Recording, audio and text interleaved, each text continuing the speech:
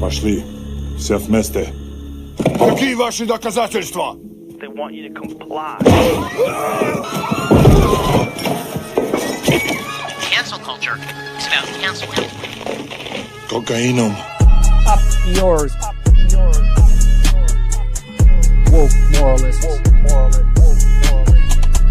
Up yours. This is systematic bullying that's happening. Woke moralists. Up yours. And they believe that they can then Woke shut us moralists. up.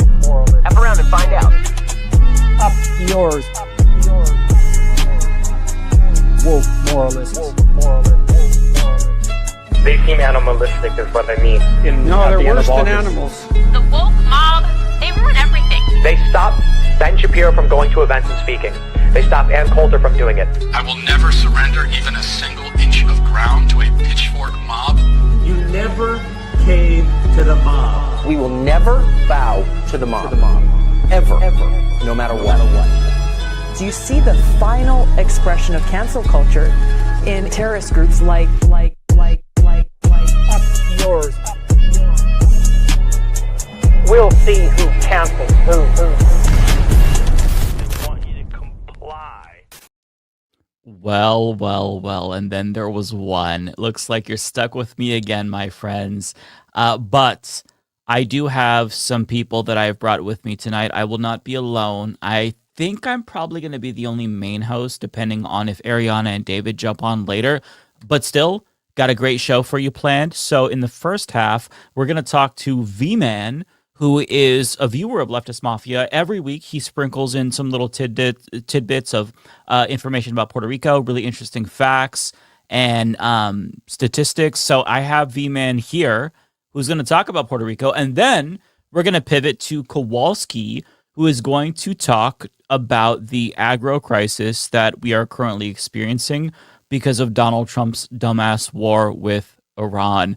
And then if we have time, depending on how long those segments go, we also are going to talk about the big boogeyman, which is Hassan Piker. In particular, the media response to him. I already did a video about Hassan this week, but obviously the media is not done with him. I want to look at Dana Bash because she is one of the individuals that condemned Hassan, but somebody on Twitter dug up an old interview that she did with Netanyahu, where she says the same thing that Hassan said, that she condemned him for. So lots of stuff today to get to, but let's not bury the lead. Let's bring in our first guest, VMan, to talk about Puerto Rico. VMan, welcome to the show.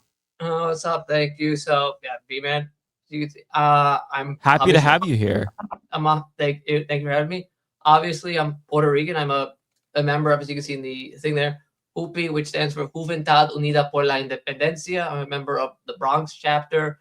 Now, HUPI is a youth-based and student activist group dedicated to a free and sovereign Puerto Rico from a socialist perspective. And also, my sister will kill me if I don't say this. We also have our affiliate groups that we also coordinate and collaborate with.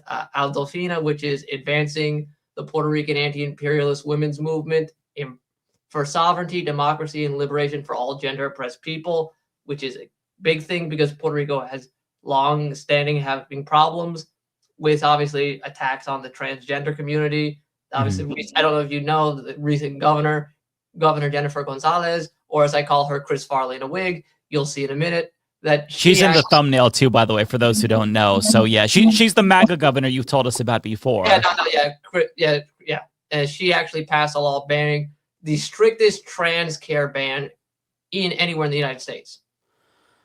That's really sad to hear. So VMan, thank you so much for coming on in the flesh. We hear from you every single week. It's nice to actually see your face. I think that as you probably assumed, a lot of Americans know next to nothing about Puerto Rico, despite the fact that Puerto Rico is a part of the United States. But you have actually owned, not a part of. Right. This is colonialism, quintessentially. The insular cases. Actually, over the first case overseen by the same Supreme Court that ruled in favor of segregation in Plessy v. Ferguson, created the distinction of the unincorporated territory, owned but not a part of the United States, or and they like to call it domestic. No, what is it? It was domestic in a foreign sense. Interesting. So yeah, you are basically an entire library of information. You're an encyclopedia, and it's so nice to have you here to talk about Puerto Rican politics. I know currently Puerto Rico is experiencing a water crisis, and I'm not sure if you wanted to start there or just kind of give us the rundown on your perspective as a leftist Puerto Rican. Well, first off, to understand Puerto Rico, you have to have a bit of the historical background, because the history of Puerto Rico under U.S. control has heavily shaped politics. So obviously, 1898, the United States comes in, invades. At the time, Puerto Rico was transitioning to autonomous self-governance under the Spanish crown. It already had representation in the Spanish parliament, but what this charter did is it gave Puerto Ricans control of their local government. It gave them a parliament. It gave them protection from Spanish overreach.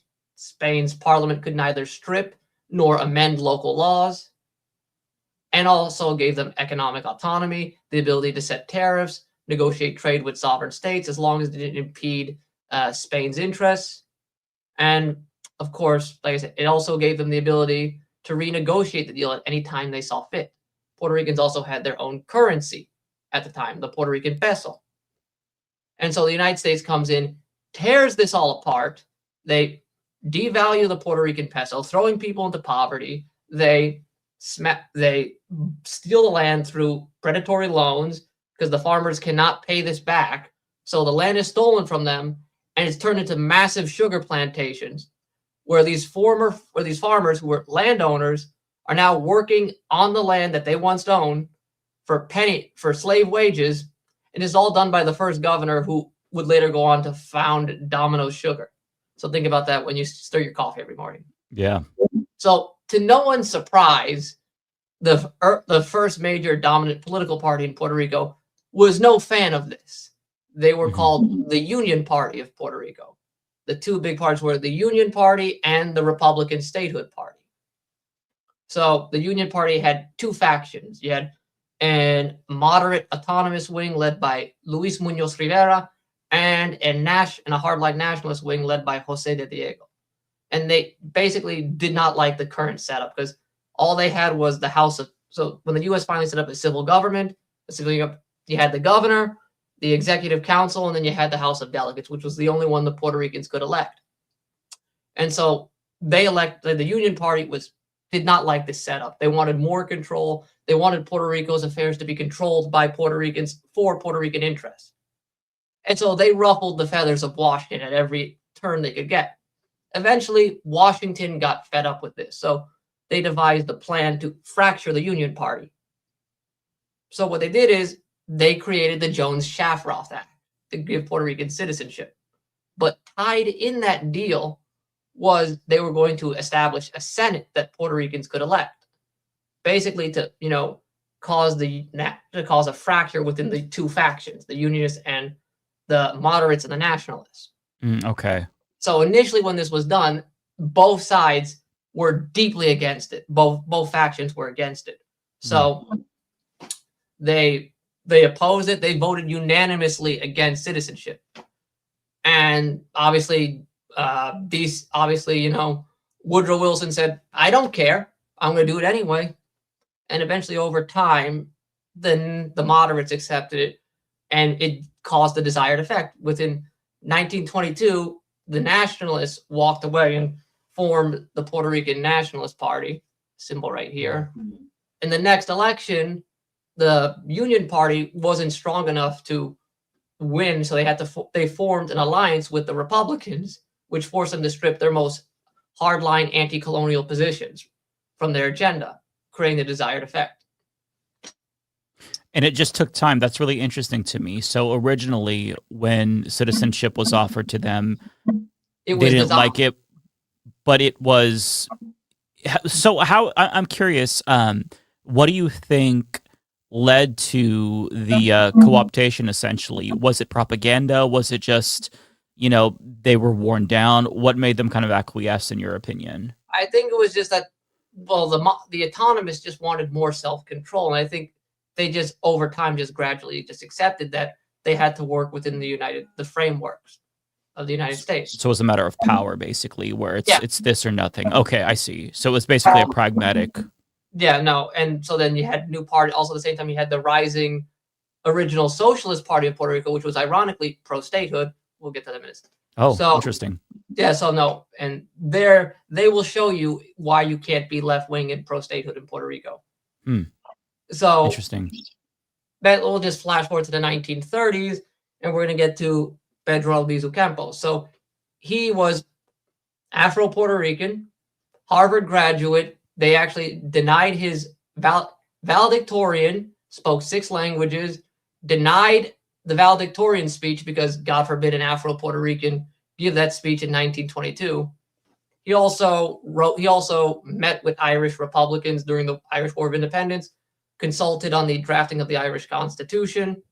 So this guy was, big in Puerto Rican, and the U.S. offered him, when he graduated, all these big fancy jobs, turned it down to go back to his hometown of Ponce and practice law on behalf of the poor. He actually was paid in chickens, clothes, whatever they could spare. So he works his way through the Nationalist Party, and by the 1930s, he becomes president. And you have the Great Depression. So at this time, the main parties were the Liberals, the Socialists, the Republicans, and the Nationalists. And so in the 1932 election, for some reason, God knows why, the Socialists decided to form a coalition government with the Republicans. Yeah, I know. It's giving you it's making your brain explode. That Yeah, that's very okay. Okay, interesting. So the logic was they thought that achieving statehood would do more to advance the cause of labor than actually working to advance the cause of labor. Oh, I should point out, by the way, in this period, this was before party realignment. So the Republicans were essentially more liberal, like today's Democratic Party. Yeah, no, but they were still corporate. They were still like Right. They were still very big on corporations and everything. So right, pre-FDR Democratic Party, essentially. Think of it that way for those. Okay.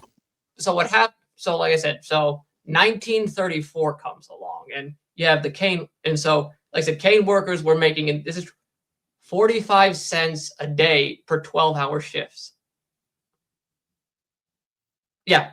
So they were fed up with it. So they go to their unions, which are part of the pro-statehood Socialist Party, ask them, can you do anything about it? They come back to them and say, the best thing we can do is 90 cents. And they were not having any of it. So the problem was with this coalition was the Socialists are the junior partner. So basically they had to water everything down to appease the conservatives. Right. So what happened was, so the workers get fed up. And they go to the Nationalists and ask Pedro to represent them for the strike. He agrees. He organizes the workers into a strike. Meanwhile, he's telling them, you can't work with these socialists. The problem, because this is the problem of being left-wing and pro-statehood. To be left-wing is to challenge the established power. But the problem is to ask for statehood is to ask for a seat at the table from that very established power. Mm-hmm. So you're left with a dilemma. Do you stand by your values and reject the establishment? Or do you water your core beliefs down to try to get a seat at the table? The problem is, either way, it's a lose-lose situation. And that's what happened to the socialists. So Campos leads the strike. He gets them $1.50 a day. He becomes a hero, and this rattles the U.S. to the point where FDR appoints a guy by the name of Blanton Winship as governor. So this guy was a military general. He militarizes the police. And so one day at a student rally at the University of Puerto Rico, 3 members of the Nationalist Party just quietly sitting in their car. The cops come up to them, just start talking. Next thing you know, gunshots ring out. Another member of the party walks in to check what's happening. He gets killed. Eyewitnesses testify that the officer said, "Let none leave alive." But Winship clears them, gets them off scot-free.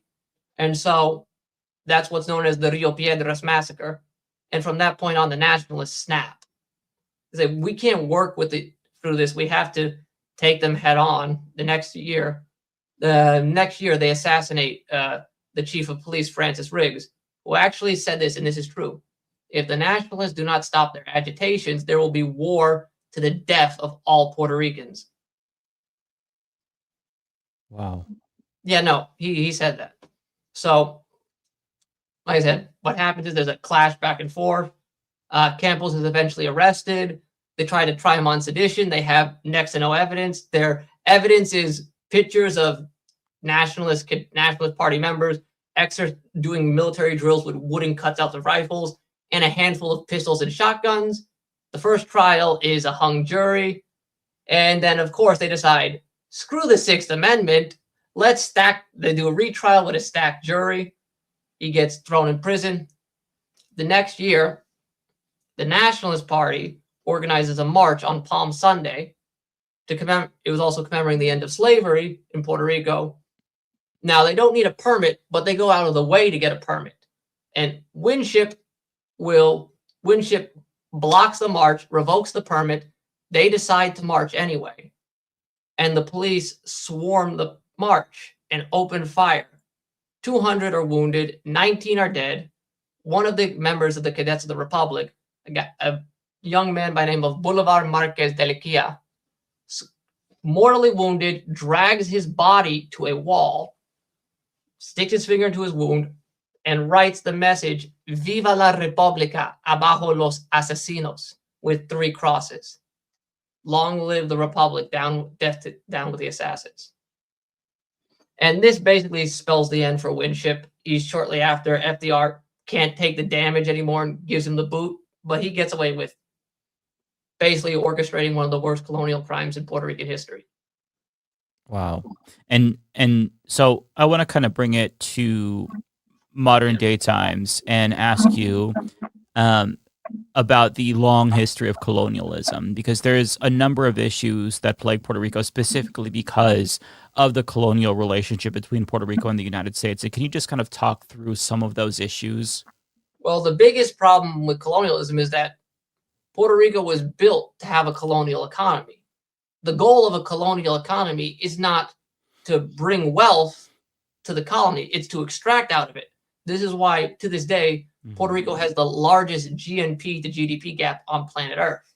I think it's 33% of GDP, 33%. That is, the only other places that match it are Equatorial Guinea and Iraq. Wow. Like I said, so the problem with, this is why Puerto Rico is so poor, is we don't get enough, Puerto Rico does not get enough money to reinvest into its people. You know, the other problem is food. We don't grow our own, Puerto Rico is a land that's rich with agricultural history. I mean, my grandfather on my grandfather's family is descended from what they call the Jíbaro, the traditional rural farmer, self-sustenance farmer. So that's my grandfather told me, but dementia brain, so we'll take that with a grain of salt. But the Jíbaros were the traditional self-sustenance farmers of Puerto Rico, and they were, like I said, that was agricultural life was such a focal point. But in the 1940s, they have what's known as Operation Bootstrap, which is actually how my family came to the United States. The goal was to convert from an agricultural economy to an industrial economy. But this came at the expense of the fact that the destruction of the agricultural sector. Not only that, but there were never going to be enough industry jobs to fill the labor pool. So to give the appearance of driving unemployment down, they encouraged mass migration. That's what happened to my great-grandfather, my grandmother's side. He was a cigar roller. So, as industrialization came in and, they didn't have, he had to move out to provide for his family. And yeah, they flew into the United States on a ramshackled C-47 with literally beach chairs bolted to the floor. I should have put a picture of that in there, but that you can look up the picture of that. And it is like the conditions that they flew in to get here. Wow. So the way that it is I always think of it as like a parasitic relationship where you have this occupational entity just kind of like sucking the life and the resources out of the territory that they're occupying. And one thing that's become more of a mainstream story regarding Puerto Rico in the last couple of years is the way that Americans are going to Puerto Rico so that way they can essentially pay less taxes. The Logan Pauls, the Brock Pierce, those types. Yeah, all those individuals. And part of it is the political environment in Puerto Rico. In some ways it's different, but in a lot of ways it's also very similar to the United States. And the way that you explain it is, there's fascism there, and they're kind of doing the Republican types of policies that are pro-business to attract this, which kind of like exacerbates the colonialism, the resources. And I'm just curious. So there's an argument that like one way to stop all of this from happening, or at least mitigate it, is statehood.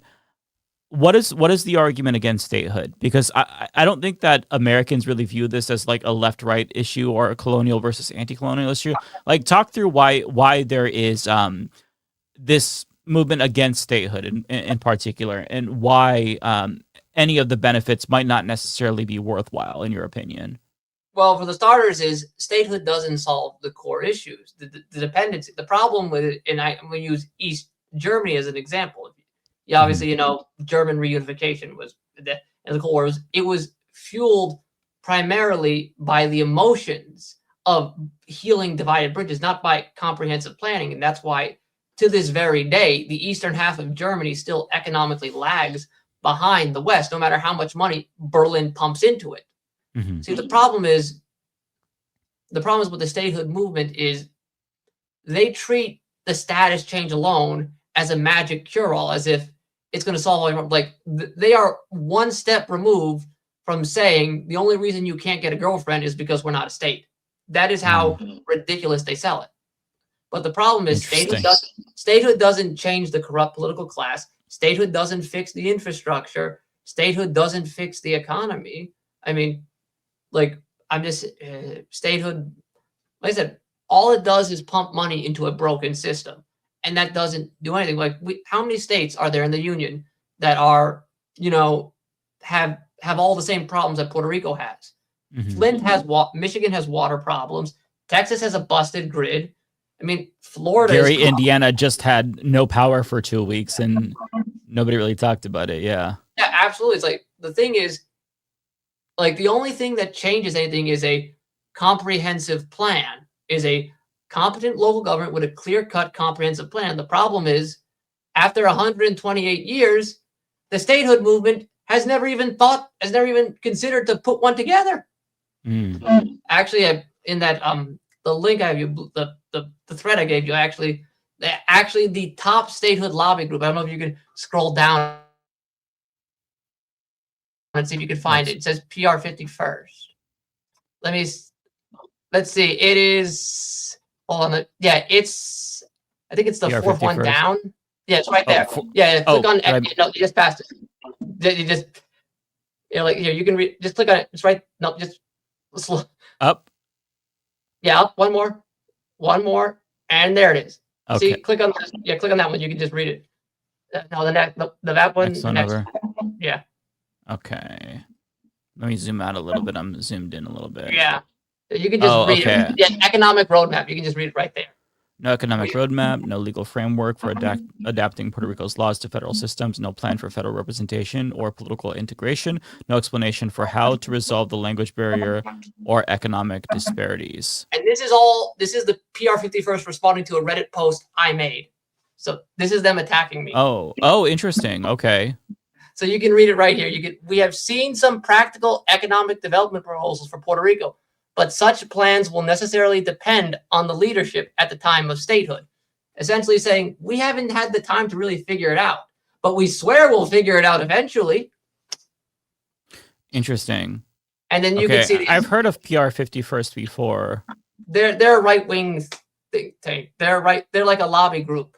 But like I said, their entire thing is DC lobbying. The statehood movement has no real grassroots organization. Like I actually dug up on their website and trying to find like a community event they did. And the only thing I could find was an event in Tallahassee during COVID. Oh, interesting. Like, and we're not even talking like Miami, Orlando, where Puerto Ricans actually live. Tallahassee. Like, there's like, if anybody knows, that's not where the Puerto Ricans live. So, VMan, I'm curious about, because I hear from a lot of anti-statehood voices and whatnot, but I know that I'm probably in more of a left-leaning bubble. What would you say is the breakdown in Puerto Rico? Do you think that there's more support for statehood or less support? Like, can you talk about like the political dynamic with regard to that? Because that's one thing that I'm not sure about. Okay, so I'll say this: statehood is the single largest bloc in Puerto Rico. But they do not account the majority because it's not statehood, independence, autonomy. They're actually because there are 3 internationally recognized non-territorial options. You obviously have integration, which the UN recognizes. You have independence, but you also have the sovereign free association model, which is basically if you're familiar with the Pacific microstates. Okay. So basically, where you become a sovereign nation, but you enter into a treaty with a larger nation. That basically it's for ease of travel, minor financial assistance, and the larger nation oversees your defense purposes. Okay, so a little bit like the EU type situation where Something there's like mutual that. benefits. Okay. Yeah. So basically, the other three camps combined outnumber the statehood camp, the autonomous, sovereignist, and the independent and the sovereignty movements, which I'm going to include independence and free association here, is really great growing traction among young Puerto Ricans for obvious reasons. Number one is you have the Cold War era level repression against the independence movement is not there anymore. I mean, not that it still doesn't exist, but you can openly discuss independence in public and not fear the FBI, the Puerto Rican police watching you behind your back. You know, you're not going to get if you don't got a carpeta, which is the files that they would track on independent supporters. Number 2 is the economy has collapsed since 2006. So 1996, Bill Clinton repeals Section 936 of the tax code, which was a tax incentive designed to attract industry to Puerto Rico. But he did so with a 10-year phase out to basically allow the Puerto Rican government time to restructure the economy. But the problem is to restructure the economy would ultimately mean reducing dependency. And if you're the 2 main parties, pro-Commonwealth, pro-statehood, reducing dependency destroys the narrative for you maintaining your relationship with the United States. So they kicked the can down the road. So the statehood party ignored it. The Commonwealth Party basically begged Washington to try to reinstate it. And so when 2006 came, Puerto Rico lost 40% of its manufacturing jobs. Like that. Wow. And here's another kicker. Everybody's least favorite historically racist senator, Strom Thurmond, decided in the 1980s to strip Puerto Rico of the right to file Chapter 9 bankruptcy. Wow. Yeah. Well, that's on brand for Strom Thurmond. Yeah, it's not necessarily surprising for him. It's just a very fucked up move, even even for a racist piece of shit. All right, so now I think it's about time I should break down the parties. So you have the 3. We'll talk about the main 3. You have now. This is the current parties, right, that are popular. The 3 parties, the main 3 that have been around since the 1970s, since at least 1968. So you have the oldest party, Partido Popular Democrático, the Popular Democratic Party. This is a New Deal. It started out founded by Luis Muñoz Marin, son of Luis Muñoz Rivera. So basically, he was fed up with the established political party at the time. So actually, I think it's the one next to it. Okay. Yeah, there you go. Oh, here we go. Yeah, the Partido Popular Democrático, which at the time he was frustrated. Luis Muñoz Marin was frustrated with the parties being so fixated on status politics and not on the current socioeconomic issues. So he breaks away from the established Liberal Party to form. It was started out status neutral, and they ran their first campaign on the status is not the issue, and that's their slogan, which they swear they did not steal from the Puerto Rican Communist Party, Pan, Tierra y Libertad, bread, land, freedom, which they did. We all know it, so just admit it. And then so they oversaw what's known as the golden age of the Commonwealth, which was the largest rise in socioeconomic living standards. So under Marin as governor, basically Puerto Rico went from an agricultural base to industrial base. They expanded electricity, water access. They took Puerto Ricans from living in wooden shacks with rusted tin roofs to concrete houses in suburbia. They ended mandatory English instruction in schools, which is something my grandparents went through. Like my grandmother would have been beaten up in school for speaking Spanish.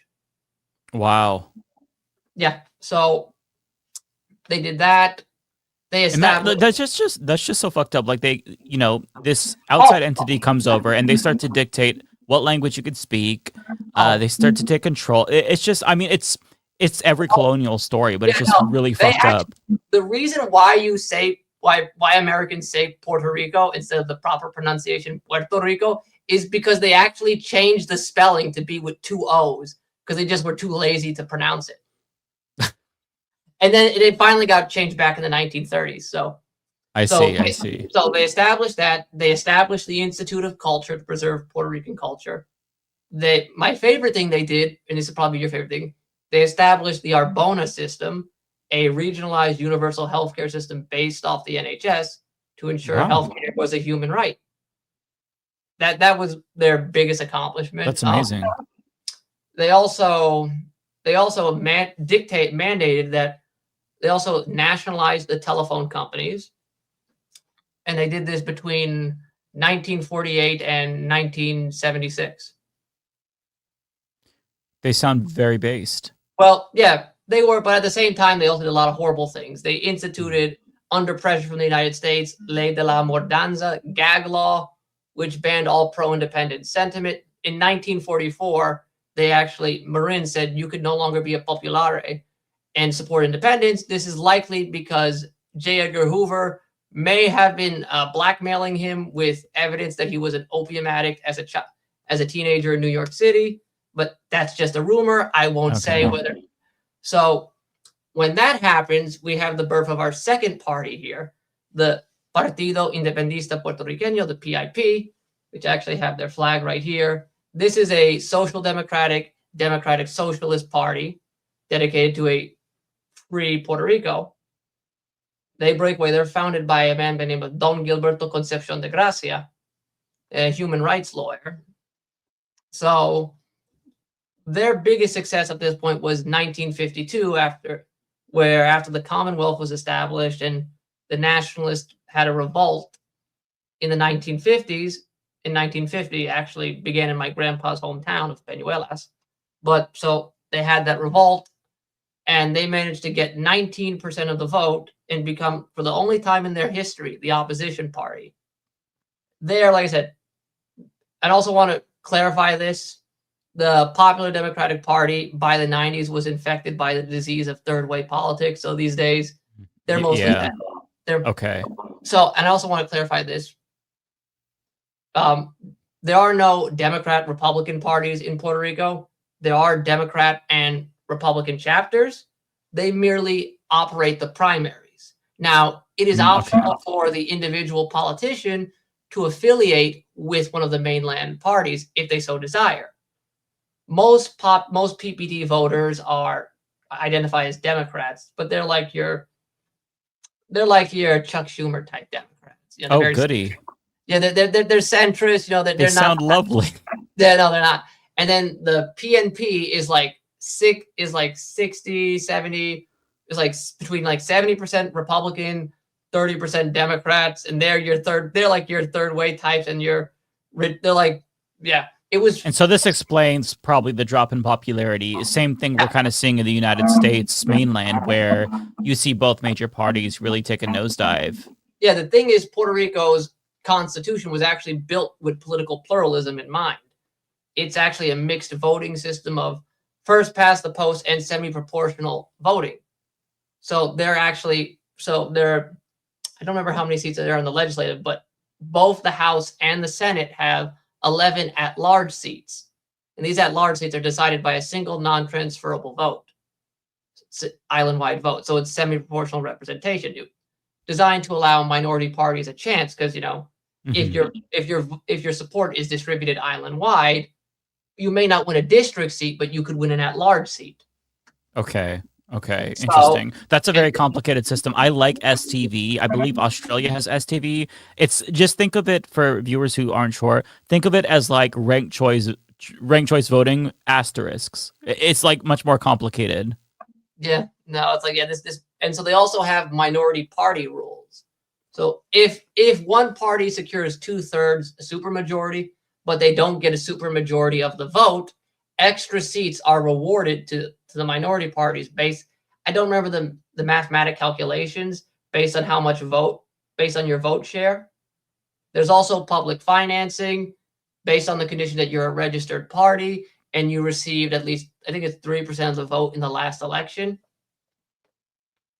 So, and so let's get to the last party. Well, Partido Nuevo Progresista, the PNP, was founded by a guy named Luis A. Ferrer, and this was during the 1967 status referendum, where there was a fracture in the then Republican statehood party of, do we boycott the referendum? Do we go ahead? You had the older establishment wing saying, this is controlled by the Popular Democratic Party. They're going to rig it for the Commonwealth. It's non-binding. Why are we wasting our time? This is a waste of taxpayer dollars. And you had Ferrer's wing, which said, let's go ahead. Let's just try it. Let's do this. And so what happened was, Ferrer, the party basically split. Ferrer took the most popular members, the best members of the party, and he forms the Partido Nuevo Progresista. Ironically, the logo he uses, a palm tree, was less than a decade earlier used by Dominican dictator Rafael Trujillo. No coincidence. Just thought I'd mention that. So normally they would have lost the 1968 election, but at the time, Marin, the former governor of Puerto Rico, was getting into a fight with his successor, Roberto Sanchez Villela. Now, Sanchez was not a typical politician. He was a civil engineer. So he looked at government through that lens, and he wanted to make government the most efficient it could possibly be for the everyday Puerto Rican. So he butted heads with the older established wing of the party because he had the audacity of saying, maybe we should award positions to the most qualified members. Let's bring in young, qualified people to run these government positions instead of just giving it out to political cronies. How dare he?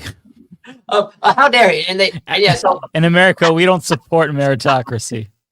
No. So of course they couldn't get him for that. So when he had a nasty divorce, that was the cover story. And so they kicked him out. They kicked him out the party. He forms the People's Party, and this basically allowed Ferrer to win the 1968 election. And of course, being a businessman, he maliciously abused government because he happened to own the island's largest cement company. And guess what one of his acts was as governor?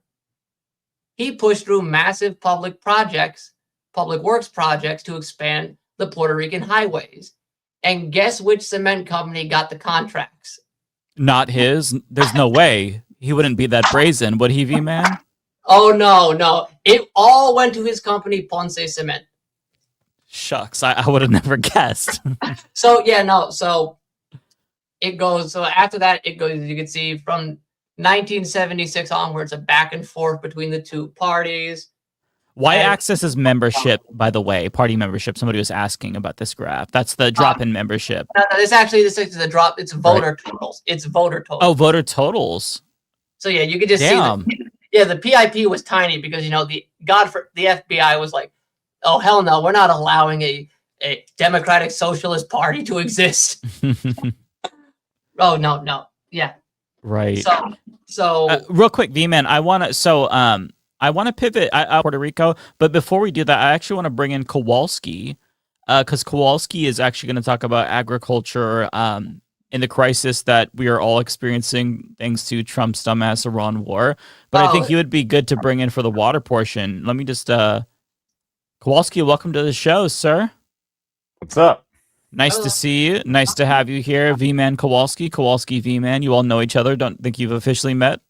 Nice to meet you, VMan. Nice to meet you. Learning a lot on Puerto Rico. Yeah, yes. No, it's pretty messed up, isn't it? We all, I VMan, mean, we a all little know bit. what we know about Puerto Rico through you. So if you're wrong, then that's your fault. The world rests on your shoulders, sir. No, I didn't even get to the part where they tortured Campos until he couldn't speak with radiation, and his family was shielded by Fidel Castro. Jeez. Oh yeah, not kidding. Yeah, no, It's just a history of very gross, fucked up colonialism and suppression of human rights. And yeah, it's the things that you are explaining are really disturbing, but at the same time not surprising for the United States empire. But so with regard to the water crisis, I know that Ariana brought it up a couple of weeks ago, how basically there's a massive shortage right now with water. You are not able to take long showers, if any, and this is kind of regional specific from my understanding, right? And it's affecting more disadvantaged people. Just talk us through the water crisis. I don't think a lot of Americans have any idea that this is going on. Yeah, no. So I tell people get this. First, I want to clarify: it's not AI related. There are data centers in Puerto Rico, but they are telecom data centers. They are not AI data centers. So I see a lot of people saying that they're completely different. So the real thing here is it's decades of deferred maintenance on infrastructure. What's happened was, as obviously you know, I mentioned with the attempt of Roberto Sanchez to institute meritocracy. Of course, once he got kicked out, political patronage and cronyism became commonplace. And so a lot of these government services and utilities got loaded with political cronies, and then also decades of underfunding. So, and one of those was, of course, PRASA, the Puerto Rico Aqueduct and Sewer Authority. So years of underfunding, years of poor maintenance. And in the 1990s, like when, right as the 936 was repealed, the then governor, Pedro Pierluisi, Pedro Rosello. So mind you, this guy also destroyed the island's universal healthcare system. He completely private. Basically began this mass public works project to cover up for the fact that the economy was going to go down the toilet. So the projects were Tren Urbano, a metro system for San Juan, which he did zero urban planning on, no rezoning laws, no rezoning so that they could make it the most efficient route that people would actually use. So nobody rides the damn thing, and the government has to subsidize it to keep it running, because what the hell is urban planning? And then the other thing was the super aqueduct, which was supposed to, this is going to solve all of Puerto Rico's water problems. Of course, they didn't act, of course, and it was good idea, terrible execution. The project's designer actually did an interview a few years back where he acknowledged they didn't listen to him. Like, they often ignored his input. I remember originally it called for solid metal piping, and they tried to cut corners with fiberglass, and when they turned the damn thing on, it burst. It's like decades of deferred maintenance. And what you're seeing in Puerto Rico is the fact that this is the problem. Not only that, so the reservoirs haven't been dredged in years.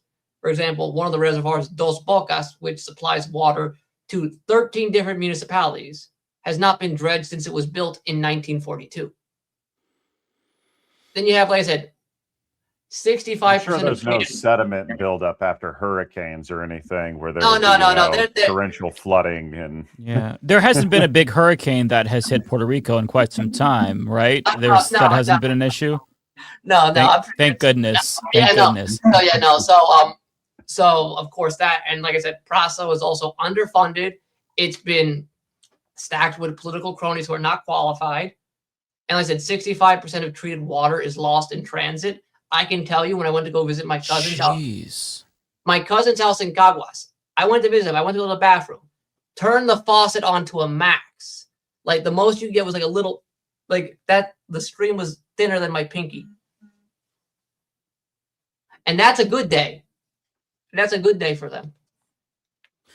How long has the crisis really gotten to this point? I know it's been an ongoing issue, but like, it's really starting to come into effect. Like, it's worse than ever, seemingly. Well, the problem has been, most of the gaps are covered up because it's in Puerto Rico. It's always raining. Well, in the north of Puerto Rico, the south has a rain shadow because of the central mountain range, but it's always raining. So there's always sufficient water to fill the reservoir. So it covers up a lot of the gaps. because you have the El Nino, this drought. It's exposed the problems. And one of the things we recently had this where the head of PRASA actually stepped down, resigned, because him and his board were not consulted when Governor Jennifer Gonzalez decided to institute a 48-hour water rationing. I mean, think about that. You're appointed to oversee water and waste management, and the governor doesn't even consult you when she decides to just start water ration. Like, what do you do? Like, what is my job at that point? Like, you put me in charge of this, I'm put in charge of this, and you're doing my job. Then what am I doing here? He resigned. Well, so this governor, I want you to give people a little bit of a snapshot of who we're dealing with here. This is a MAGA governor. You said no, she was co-chair of Latinos for Trump. Right, and so she's like deep in the MAGA cult. If you actually pull up my blue sky photo, you can actually see her. She was behind Donald Trump the day of his infamous paper towel toss. She was there for that. Yeah. Go down, scroll down a little more. Let's see. Just keep going. Just go down there more. Let's see. Yeah, she's also a Zionist. So met with Netanyahu. Why am I not surprised by any of this? Okay, there's Chris Farley in a wig. She looks like Chris Farley in a wig. Did I not put it in here? Oh wow. Scroll down. Those are the two groups. Scroll. I don't know. I could have sworn I put it in. It might not be in here, but I believe you. I felt like that was the most. Feels true. Yeah, the toilet paper thing was like the most insulting, degrading shit I've ever seen. And the fact that she was there and she's still a MAGA supporter really shows like. Oh yeah, hold on. Let me see if I can just pull it up. Okay. I'll pull up and just put it in there. Okay. All right, hold on. Let me see there. I know I had it a second. I could have sworn I put it in there. I could have sworn, but there it is. Found it. Oh, you found it? Yeah. Let me just put it at the bottom. All right, I'm gonna refresh.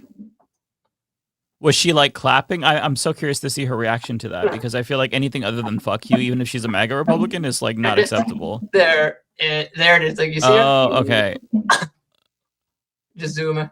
You can just see her right there. Her right there, smiling. Is that her? Yeah, smiling. Oh my god. And they said, well, the thing is, to be a pro-statehood Puerto Rican is to politically castrate yourself. You have to be subservient to the United States. In fact, during the Hurricane Maria thing, both the pro-statehood governor and the pro-statehood resident Jennifer Gonzalez, the pro-statehood resident commissioner, were both like bootlicking Donald Trump, praising him. And do you know the only person who was to actually call out Trump for his horrible job? It was the mayor of San Juan, Carmen Yulín Cruz. Yes, love her. You know what? She is a supporter of sovereignty and free association. See, the thing is, the only way you can truly challenge the United States, this is why this goes back to the whole thing, is like only when you are independent or sovereigntist are you really capable of challenging the United States, calling them out for their bullshit. That's the thing in Puerto Rican politics. So I'm pulling up this. This is the global drought map that Kowalski sent me. I was just about to recommend that. If you actually like zoom in over the Caribbean, and just keep in mind, folks, when you're looking at this, it's not just Puerto Rico that's suffering from a dry spell. It is literally the entire. You should be able to zoom in on that. The entire war. It's the entire Caribbean. Oh and yeah, no. It's also Venezuela. And another thing is that just remember in Cuba, they rely on pumping stations, and we have been restricting their oil flow. Oh yeah, Jesus Christ. Yeah, Cuba and Puerto Rico. Yeah, Cuba and Puerto Rico are two wings of the same bird. They receive flowers and bullets in the same heart. And let's also not forget we're currently doing the Clinton-backed regime permanent like sweatshops in Haiti. So that's awesome. Of course they are. Of course, I had just actually read this report that said about 90% of the funds that Americans graciously donated, like as individual citizens, to the Haitian relief efforts in 2011 were just squandered by the NGOs, got lost. Well, the Only problem is 10% made it to the island. Yeah, the only thing, the thing with Haiti is that it's always been screwed over for the audacity of saying that they should be free from slaves. Yeah. I mean, the only people that treat them nice, the only people that probably treat them nice is the Polish, and that's given their history. I kind of want to just look at this whole. This is kind of. Europe is actually something that I did want to talk about later as we pivot off of Puerto Rico. Wow. It ain't looking good. My God, the whole world is like falling apart. Where's Puerto Rico again? Let me zoom back in. I was trying to give you a full picture. Let me go in on Puerto Rico. It's a little blurry, but I mean, just so you can see, right. like half the country is dry. Island, the main the island. Well, yeah, it's an archipelago. There are two other islands, Vieques, and that's Culebra, and there's Isla de Moña. It's like that's crazy. Yeah, no, it's bad. Like I've seen the pictures, I've seen the videos of I think it's in some rivers and some. The old warships are appearing up because they're so run dry. I hope people can see that because it's kind of small. I'm trying to zoom in as much as I can. I can't really I'm sending another link. This one is from the UNL Drought Monitor. This is what the USDA uses. It'll give you a better view of Puerto Rico. Oh, okay, cool. Yeah, it's a little hard to zoom in. This is a U.S. focused thing, and then Puerto Rico's a link. You should be able to click it. Perfect. Oh yeah, this is much better. Okay. And remember, the southern half of Puerto Rico is already dry. It's a semi-arid climate, so yeah. So the Central Mountains are just how this. Sorry about that. I must have a slight delay there. So how the extremes and whatnot on this website work? This goes off of historical averages. So the southern side of Puerto Rico being naturally drier, that means it is in an extreme drought compared to its baseline. So I see. And it's all aside from this little corner here. Aguadilla, I think that's probably where Aguadilla is. The northwest portion is just not it's fine, but everywhere else is abnormally dry to exceptionally dry. This is so scary. Yeah, you know what the worst part is they're actually building a massive luxury project in the southwest. In the most southwest municipality of Cabo Rojo, which is actually the birthplace of Betances here. So yeah, and Project VMan, where do all of the the Jake Pauls and the celebrities, the rich dickheads who are trying to evade taxes, where are they on the island? I'm not sure. Isn't there is there a rich area in particular? Well, I know that right now one of the most problematic areas is Rincon. It's so bad, the gentrification, that the nickname of it is Grincon. Is that in north southwest, in general? That's the north. That's the north. That's the northwest. That's the northwest of Puerto Rico. It's okay. So not as dry. Okay. Yeah, but it's you can literally go to Rincon, and you can go into entire neighborhoods, and you don't even feel like you're in the Spanish Caribbean anymore. That's how gentrified it is. Wow. It's you. Isn't that the whole point of going there is to experience, our culture, the Caribbean? You're supposed to go there so that some guy in a colorful mask dances around with a inflated bladder and smacks you in the face. It's like going to New Orleans and wanting McDonald's. It's like going to Puerto Rico and you know what? It's like going to Puerto Rico and saying, I'm going to drink Bacardi in Puerto Rico. It's the whole situation is really scary, and then seeing that drought map is really it fills me with this unfathomable sense of existential dread, because it's especially in Europe as well is really surprising. I was not sure about that, but I want to kind of pivot now to just broader economic issues, segue into that, because Kowalski, and hopefully, VMan, you could chime back in as well with regard to the impacts on Puerto Rico as we talk about the more agricultural issues that are affecting the world thanks to Trump's Iran war. But I know that things are really dire from Kowalski's perspective, and you've kind of told me that it looks really bleak and it's probably going to get worse. So can you give us a little bit of an update to the whole situation? By the way, for those who want a broad overview, Kowalski was on my show a couple of months ago when the war first started, and it didn't look good then, and I feel like the prognosis is even worse now, right, Kowalski? I mean, I'm going to be honest with you. I didn't think the conflict was going to continue for more than a couple weeks after that because it seemed like there was nothing we had to gain by continuing it. And it's true, we had nothing left to gain. Why we're continuing it is like insane to me. Yeah. It's like it's like you have a man who cannot hold, as Kyle Kalinske would say, he cannot hold an L to save his life. No, like, he will die before he admits that he's wrong or he fucked up or anything. No, of course So like just broadly, like the big overview with agriculture right now, it is pretty bad. So the fertilizer situation out of the Middle East, it hasn't been resolved. So even with us going into this super El Nino, the South America, which should have been okay from this, is going to see yield declines because they will not have enough fertilizer. There isn't enough natural gas in the world for it. So we will see like a partial decline there. If you actually pull up that global map and you look at Europe again, there's actually a couple really odd issues.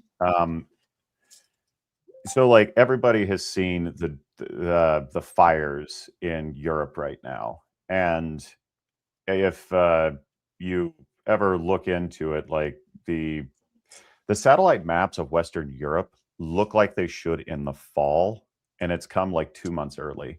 So northern France, northern Germany, and then like most of Poland is called the Northern European Plain. That is their equivalent to the Midwest. That is where their grain belt is. That's where a lot of cattle are. And aside from Poland, everyone else is hemorrhaging production right now. So there's going to be bare minimum for France and Germany is like a 10% decline in grain production. I believe England, not the United Kingdom as a whole, but just England is expected to lose almost 15%. Yeah, I've read about that. This is fairly unprecedented. And the breadbasket of Europe is considered like Ukraine and southern Russia.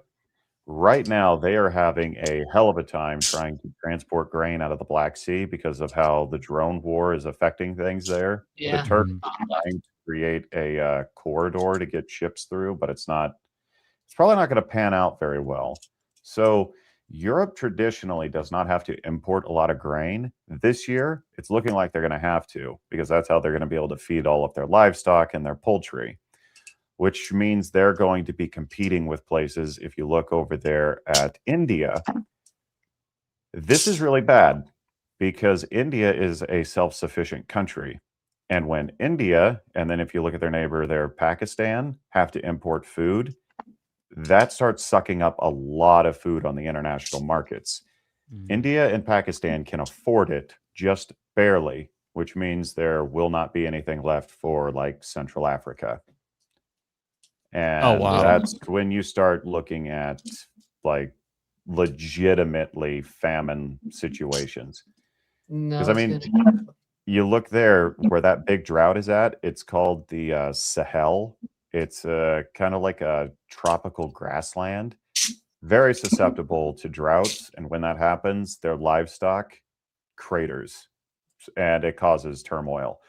Part of the Sudan civil war right now is partially from the climate impacts on their food supplies. So this is just going to exacerbate problems all over the area. My God. Yeah, no, it's a shit sandwich. So let's assume tomorrow the war ends. That's just a very optimistic approach. Would that, I mean, basically what I'm trying to ask is, like, has the ship sailed? Are we kind of fucked for the foreseeable future because of this? Like, if you were to end everything right away, could we mitigate some of the damage? Or at least for the year, like, are the chances dead? So right now, I would say the price of food would get pretty unreasonable for a lot of people. For us in the West, it's a pain in the ass, but we can afford it. For the people in the margins, though, without the United Nations basically providing food aid to Africa, you're almost certainly guaranteed to have famine conditions, but there should be enough of the surpluses around the world. Even if we had a bad 2026 and a bad 2027, there would be enough food to go around. But whether there is the proper distribution for that is the question. Because with the U.S. pulling out of USAID, it basically shattered the backbone of the UN's like logistical network. Yeah, no, Europe and China could pick up the pieces of it, but they've never done it before. So you'd be asking them to try to take over an institution that they have no experience in doing. And one of the reasons the U.S. always took the lead on it is because we've always been a food exporting powerhouse. But thanks in large part to like a lot of very bad decisions in the last 15 years, the U.S. has been losing its ability to export a lot of food. At least anything beyond cereal grains. So now, one thing on the subject of food, I was going to get your take on the beef that's coming from Argentina that Trump has. I don't know if it's here yet. I know it was recalled. Malay's mystery meat. The mystery meat. Yeah, I know that Europe does not accept this. China does not accept their meat because of a particular chemical that they use. What's the situation on that, Kowalski? I know that he fucked over a lot of American farmers with the trade war to begin with. So can you give us an update on that and that the fucking horse meat / donkey meat potentially and what you know about that? Because I know you follow this shit. It's not necessarily like in your wheelhouse, but I know you know a lot about this stuff. So the actually the horse meat thing, we'll start there. Right now, the government is essentially allowing the illegal hunting of wild horses because if the wild horses are gone, the land they're on is no longer considered protected, which would allow basically a wealth transfer. The federal government would hand this land over to some of Trump's friends. Or this is really being facilitated by Doug Burgum. He's the Secretary of the Interior. He's a very weird mixed bag. He's a billionaire. He's technically a tech billionaire because he sold some tech company that he made in North Dakota to Microsoft and made billions. Used that to jumpstart his political career. And then he has a really good understanding of like 15-minute cities, but he really wants to just destroy public lands. It makes no sense because like he has an understanding of how infrastructure works, but at the same time, he just wants to set the West on fire and then privatize everything. So privatization, I know that one very well. So yeah, we could get into that stuff in a second, but you go finish on this. Oh, I mean, like what has happened in Puerto Rico is a good example of like the imperial project abroad coming home and being used here. But with the horses gone, it's strange too, because the government is essentially, by the government, I mean, all of you folks out there who are, tax-paying Americans, you're paying roughly $3,000 a horse to run them down, capture them, and then I believe we have to send them to Canada to be butchered because you can't butcher horses in the US anymore. And that's costing about $3,000 in order to get about $700 worth of meat. Ugh. Wow. Makes perfect economic sense to me. Yeah, that doesn't even include like transportation costs. It's literally makes no sense. And it's also a horse, a beautiful creature. Like, what are we doing? Look, I'm all for horse torture. It's fine. They're bad creatures. You've ever seen paintings of 18th century warfare? Horses are everywhere. They're warmongers. That's a fair point. I'm just joking. I'm a farmer. We are perpetually at odds with ranchers. So, so that's basically what they're trying to do there, is to clear these horses out in order to seize the land for pennies on the dollar, which really stupid because the land should, if it is getting cleared out, probably go to the indigenous tribes that it rightfully belonged to, especially if you look at all the treaties. But the imported beef from Argentina, if that is where it's coming from, it looks like that's mostly what he is referring to. There is a disease, I believe it's in the northern La Plata, where you have to give your livestock antibiotics occasionally. The antibiotics that I don't know about Brazil's regulations on it. Argentina's regulations are really poor. if you give this to the animal, there is an increased chance of you getting cancer eating the meat because it's carcinogenic. We have not used that in the States since like, I want to say the 90s, and we beat the Europeans to getting rid of this. Canada, the United States, and Europe have very similar beef standards. There are reasons we don't sell a lot of beef to like Europe because they have their own domestic herds and they more or less fake a lot of the health concerns in order to do protections in their markets. Free trade agreements are really great in theory. In practice, everybody protects their agricultural production. So there's a lot of misinformation on that. US food standards are very similar to European food standards. It's just American portions are a lot larger, which leads to most of our health issues, and a lot of sugar gets added. That's, in a nutshell, the biggest issue. If the Maha movement wanted to do anything, you would just cut down on the sugar and portion sizes. Boom. Glad I solved that. Please and stop vaccines. Get rid of the vaccines. Get rid of vaccines too. How do you imagine that? Actually, Puerto Rico actually had like the highest vaccination rate during COVID. I think it was in the 70%. They really? 70%. It's a byproduct of the universal healthcare system because when it was established, they went through a mass public health education initiative. Educating them how to avoid infectious diseases. Like teaching, vaccine awareness, things like that. So, like, when it comes to most general health, Puerto Ricans are very trustworthy. It's only when it comes to reproductive health, it's where they're skeptical. And that just stems from, the forced sterilization thing. Now, I feel like that's pretty understandable. reasonable. Yeah. I think that's a reasonable approach. If the health issues weren't bad enough with this imported Argentinian beef, the other issue is that about the 300,000 tons is about 3 to 4% of like the US domestic consumption. So it's not like an overwhelming amount, but it is enough to actually start pushing down the price of like the live animals that ranchers sell. The issue is that this solves nothing. It might cause ground beef to go down temporarily in the supermarkets, but there's no guarantee of that. And the big reason is the monopoly of the meat packers and the fact that when you put downward pressure on the live animal, the returns the rancher is making on those animals goes down. So their ability to rebuild their herd does not improve. We have the smallest cattle herd in the United States since like 1956. And it's because of the economic forces around it. It's difficult for ranchers to hold on to animals right now to build the next generation. Instead, you're just selling them for slaughter. There's been a lot of pressure on ranchers lately. So right now, I get as consumers, many of you do not like these higher prices, but these higher prices is what allows ranchers to pay to build the next generation.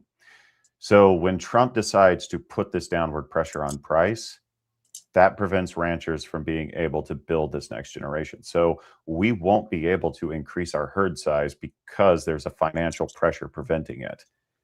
So next year, we'll still have a small cattle herd, which means the price will still be high in the supermarket. And we just lost a year where we could have been rebuilding the herd. It's just putting a Band-Aid on a gangrenous wound. I mean, it's kind of like doing a blood transfusion and just allowing an open wound to, keep pouring blood out. It makes no sense. And rightfully, this is pissing a lot of ranchers off. If this is kind of optimistic on my part, but you know how in the state of Texas, they really gerrymandered the hell out of the place, especially recently. So one of the things they did was like a district in Houston, which is in like southeastern Texas. Part of that district now extends all the way out to the Texas Panhandle. And West Texas is ranch country. So you got a lot of ranching communities out there. The idea was you could dilute the libs in Houston with all of these ranchers, and that's how you would maintain this red district. Well, when all the cattle associations are now saying, well, Trump just stabbed us in the back, they might not vote blue, but they might not show up for the midterms. And when you were looking at very light pink districts to begin with, where Republicans only had a 4 to 5 point advantage, and now you're going into a year where Democrats just as a whole are like 8 points above the average. And now in Texas, part of your rock core base is pissed at you because you are financially ravaging them for no reason. You could look at a lot of those pink districts going blue.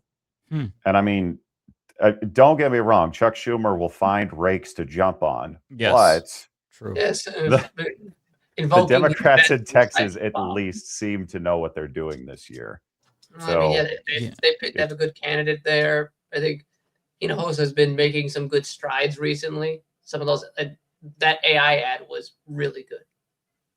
Yeah, I think that's another thing is if you look at Texas, which I was really surprised by, Greg Abbott did something that Republicans never do, which is back down on an issue. He signed like this really big deal with Google to bring in data centers.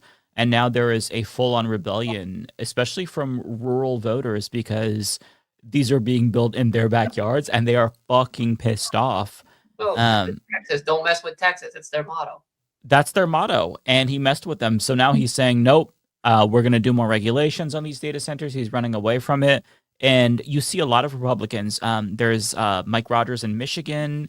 There is Tom Tiffany in Wisconsin. They're running these anti-data center campaigns specifically because a lot of these data centers are being placed in very rural areas as well. It's not just like, poor communities of Black and brown people. It's also in rural neighborhoods that don't want this there. It's making their electricity go up. Americans voted for Hitler too because they wanted the price of eggs to come down by like 5 cents. So if you raise their electricity bills, they're gonna go crazy and like they'd vote for fucking the polar opposite. Yeah. So if you don't mind, because my sister's just messaging me consistently. She's asked me to talk about Proyecto Esencia. So let me get this out of the way. Sure. What's that? So Proyecto Esencia is basically in Cabo Rojo. It's this luxury billionaire play place for the Epstein class. I actually have a video on it, but it's you have to mute it because it's the music's copyrighted, but there's subtitles. Oh, okay. Thanks for the heads up. Is that in the Blue Sky thread? Yeah, it's in the Blue Sky thread. Let me see. It's it's a project. Yeah. Oh, I think I saw a video. Let me hang on one second. Let me pull it in. Yeah, you just make sure the. Okay. Yeah, you're gonna have to make sure it's muted beforehand. Okay. Let me share this tab instead. This one. Okay, so I will mute that. Now that we all have your attention on the water crisis. Hold on, let me see it. This is full. Oh, what happened? Screen I'm it. not logged into Blue Sky, so it might hate. Let me. No, I think Blue Sky. Yeah, no, I think you have to. Just pull. Now that we all have your attention on the water crisis happening in Puerto Rico. Yeah, hold on. Yeah. Okay. Yeah, there you go. Okay. Yeah. You all can see that. This will be okay. Yeah, you can. Yeah.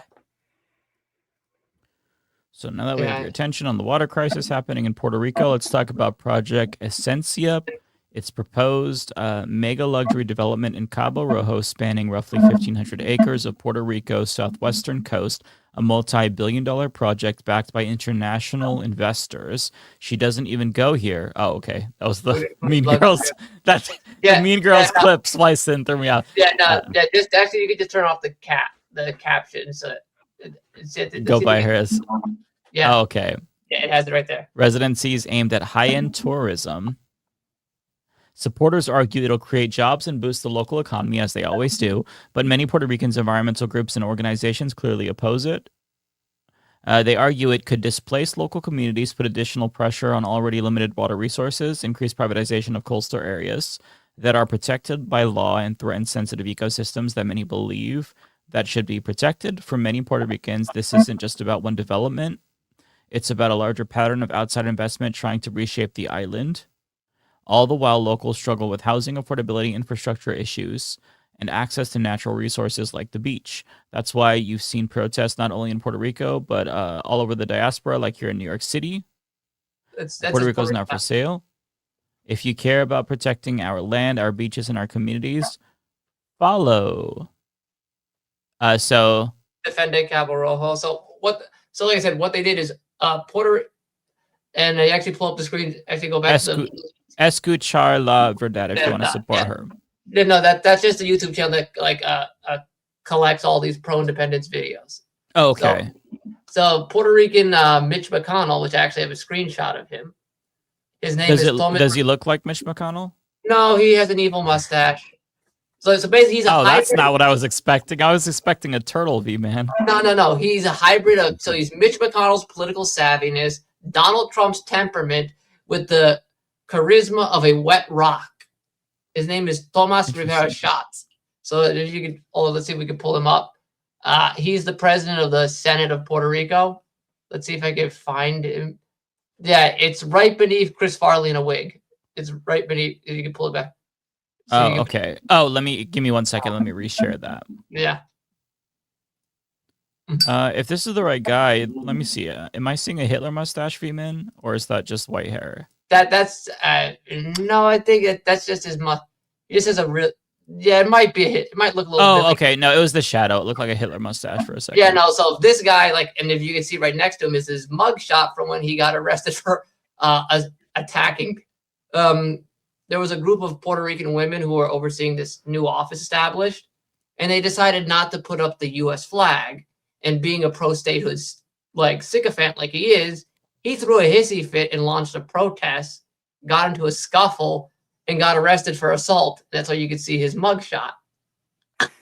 Oh, interesting.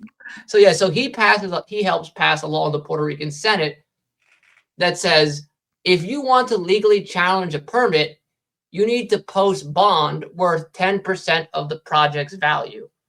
So given Proyecto Esencia's cost it would take $200 million for Cabo Rojo for residents to post a bond to legally challenge the permit, effectively stripping them of their right to legally challenge this. So there's no chance that they can challenge this, essentially. And the worst part is they actually voted for the PIP in the general election. I don't know if you could see the electoral map, which I actually put up there. Actually, it's at the top. I think it's at the top. Let's see. If you could just scroll up a little. Let's see. That's the attack ad, which is there it is right there. You could just this one. You could just the next to it. No, right up. Yeah. As you can just see, it's the southwestmost community. You can see they voted for Juan Dalmau of the left. Interesting. So you can just see the Southwest. They voted against this, and they're getting screwed over by it. Wow. That's really fucked up. up. I could just go. So I could go into the current political figures. So you have Juan Dalmau, who is the leader of the Independence Party. I actually have his picture.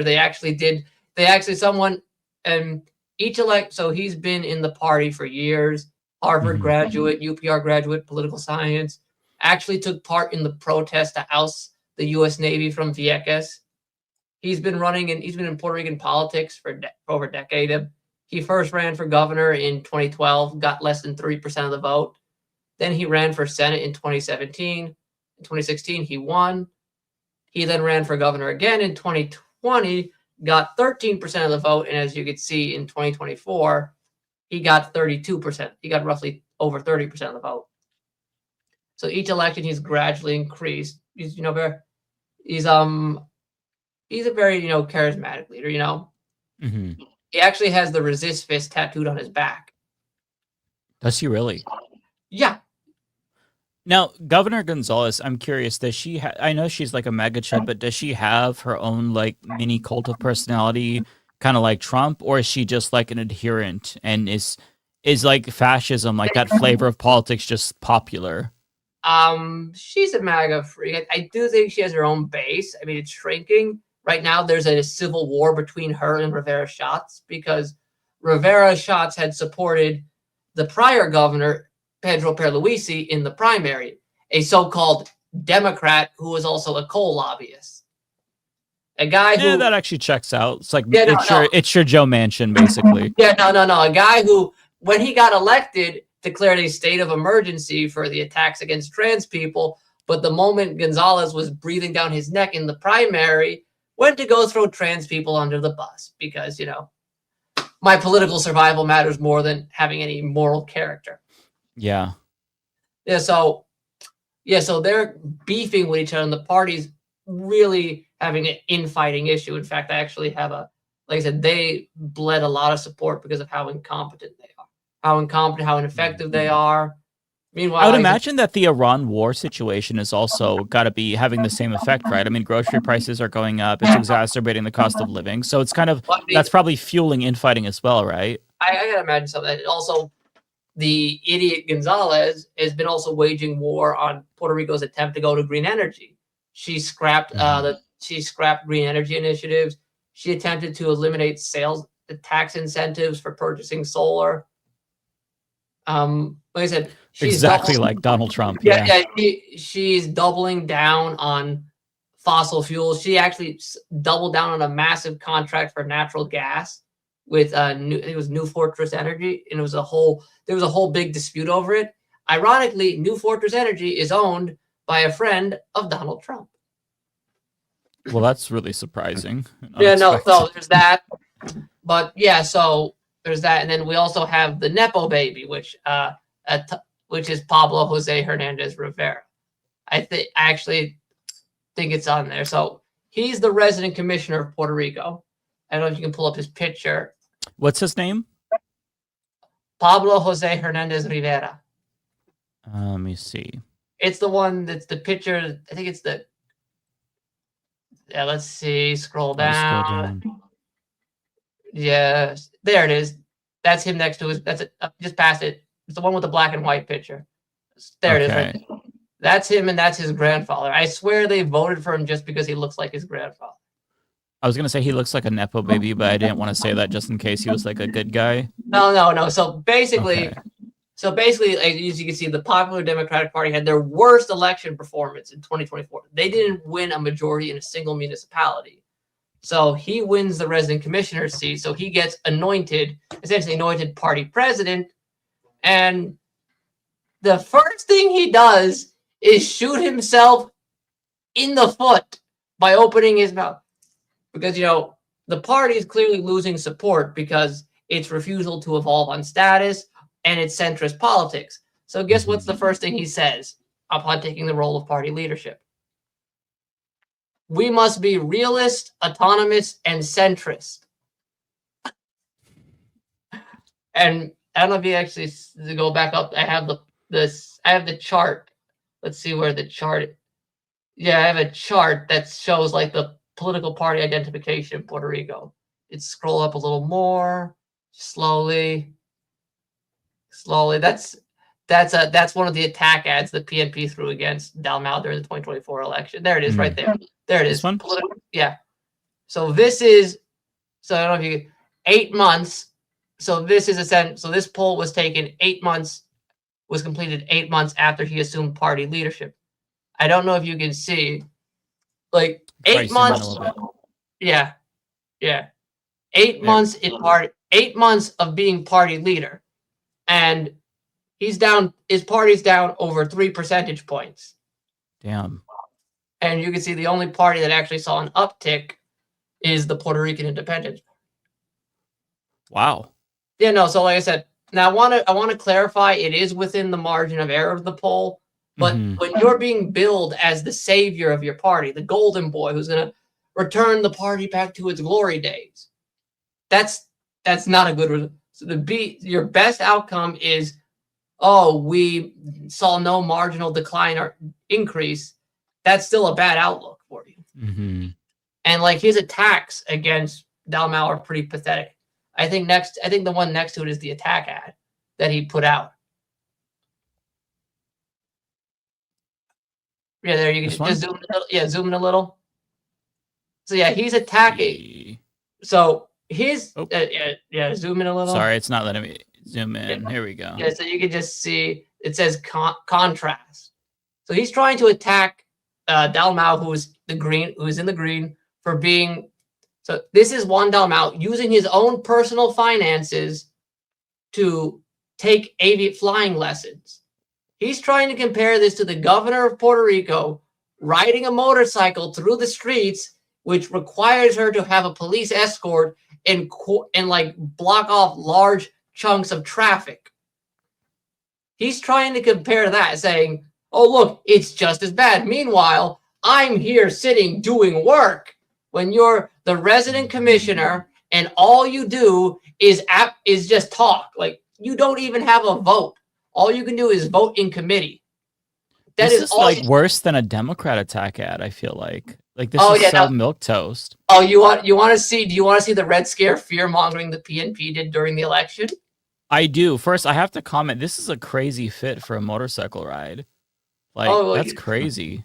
All right, so yeah, let's just pull that. So is that in this thread somewhere? It's down here. This one you don't need to. There's no.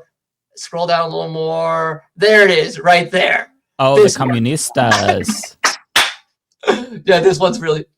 Oh, this one you can actually play the volume.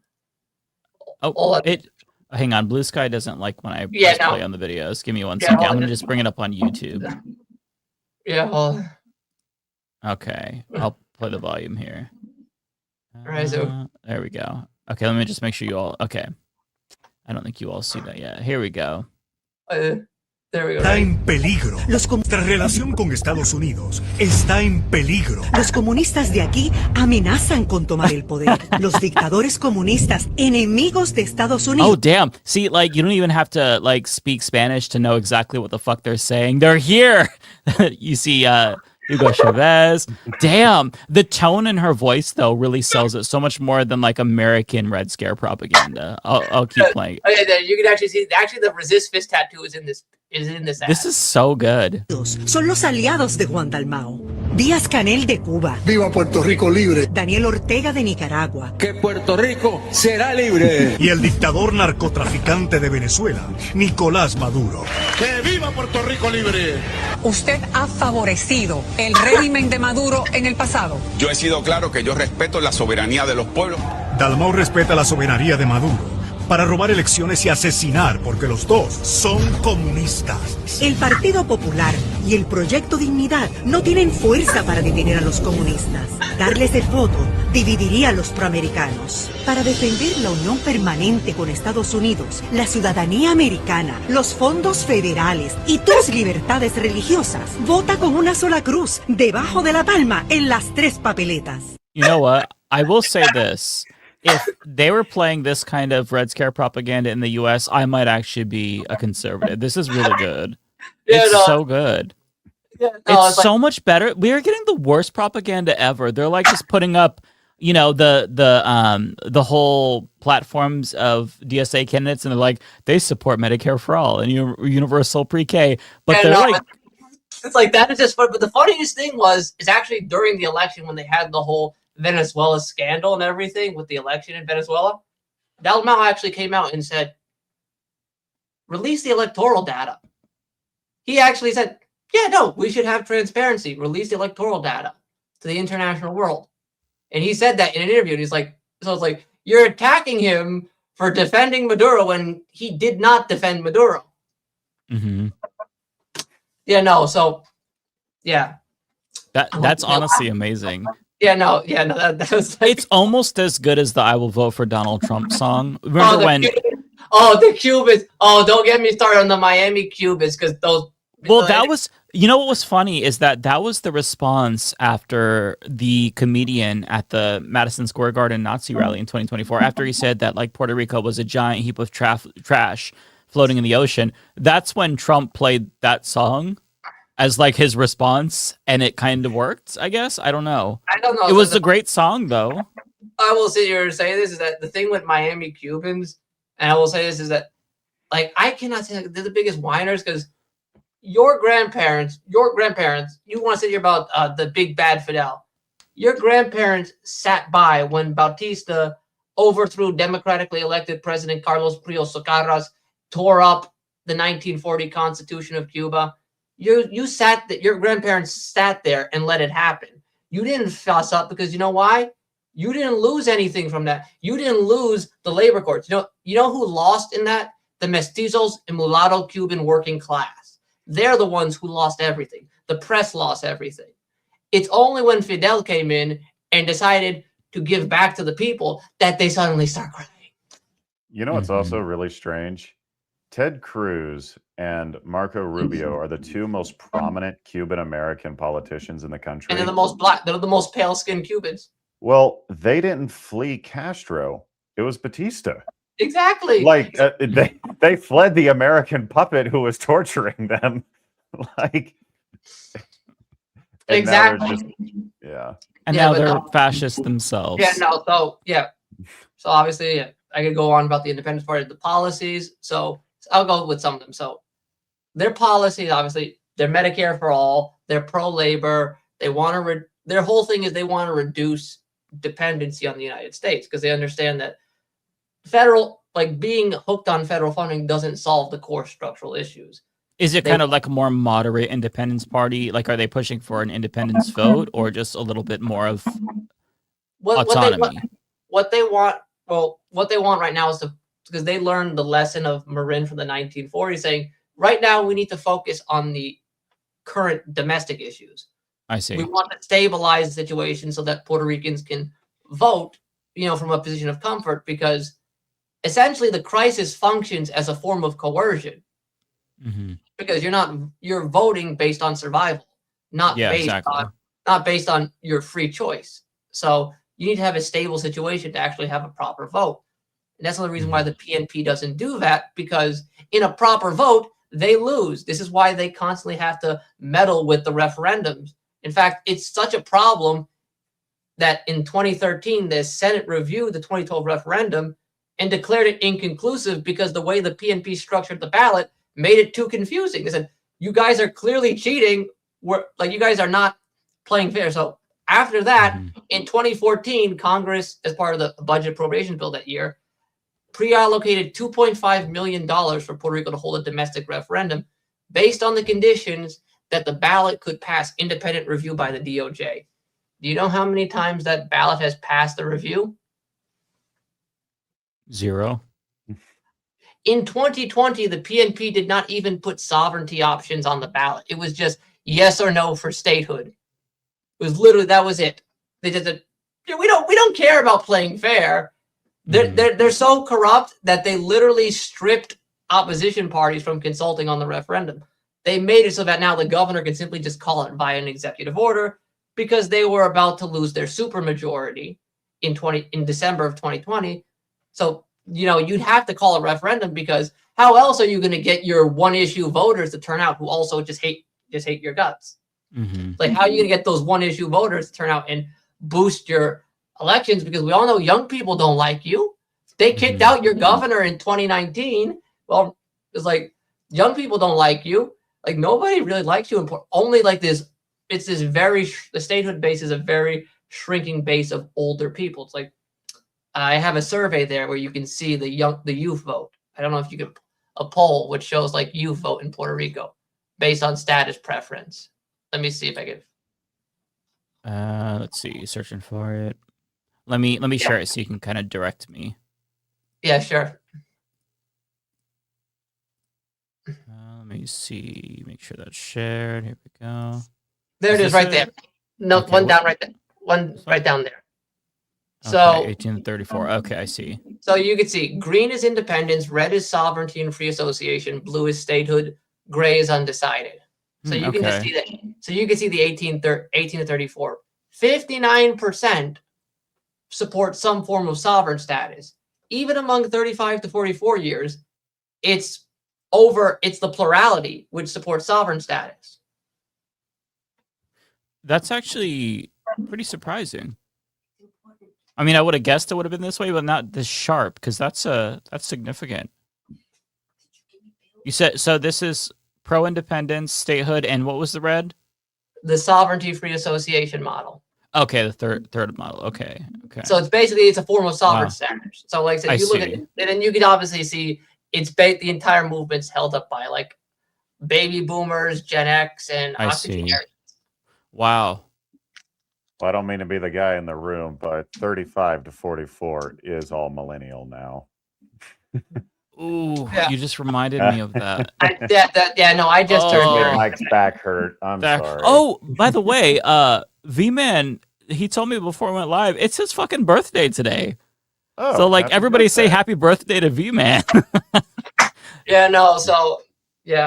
Thanks. So yeah, like I said, I have another poll which shows university students also favor independence, but like you can get the gist here. So what the independence wants to do is, and they want to focus on tackling that's just the poll showing you the aggregates total. That you can see between the two sovereignty options that when you combine them, it's 44 to 44%. So it's a statistical tie between those who favor sovereign status and those who favor statehood. Yeah, it's a little bit fragmented, but no, it's in one direction, clearly more independence.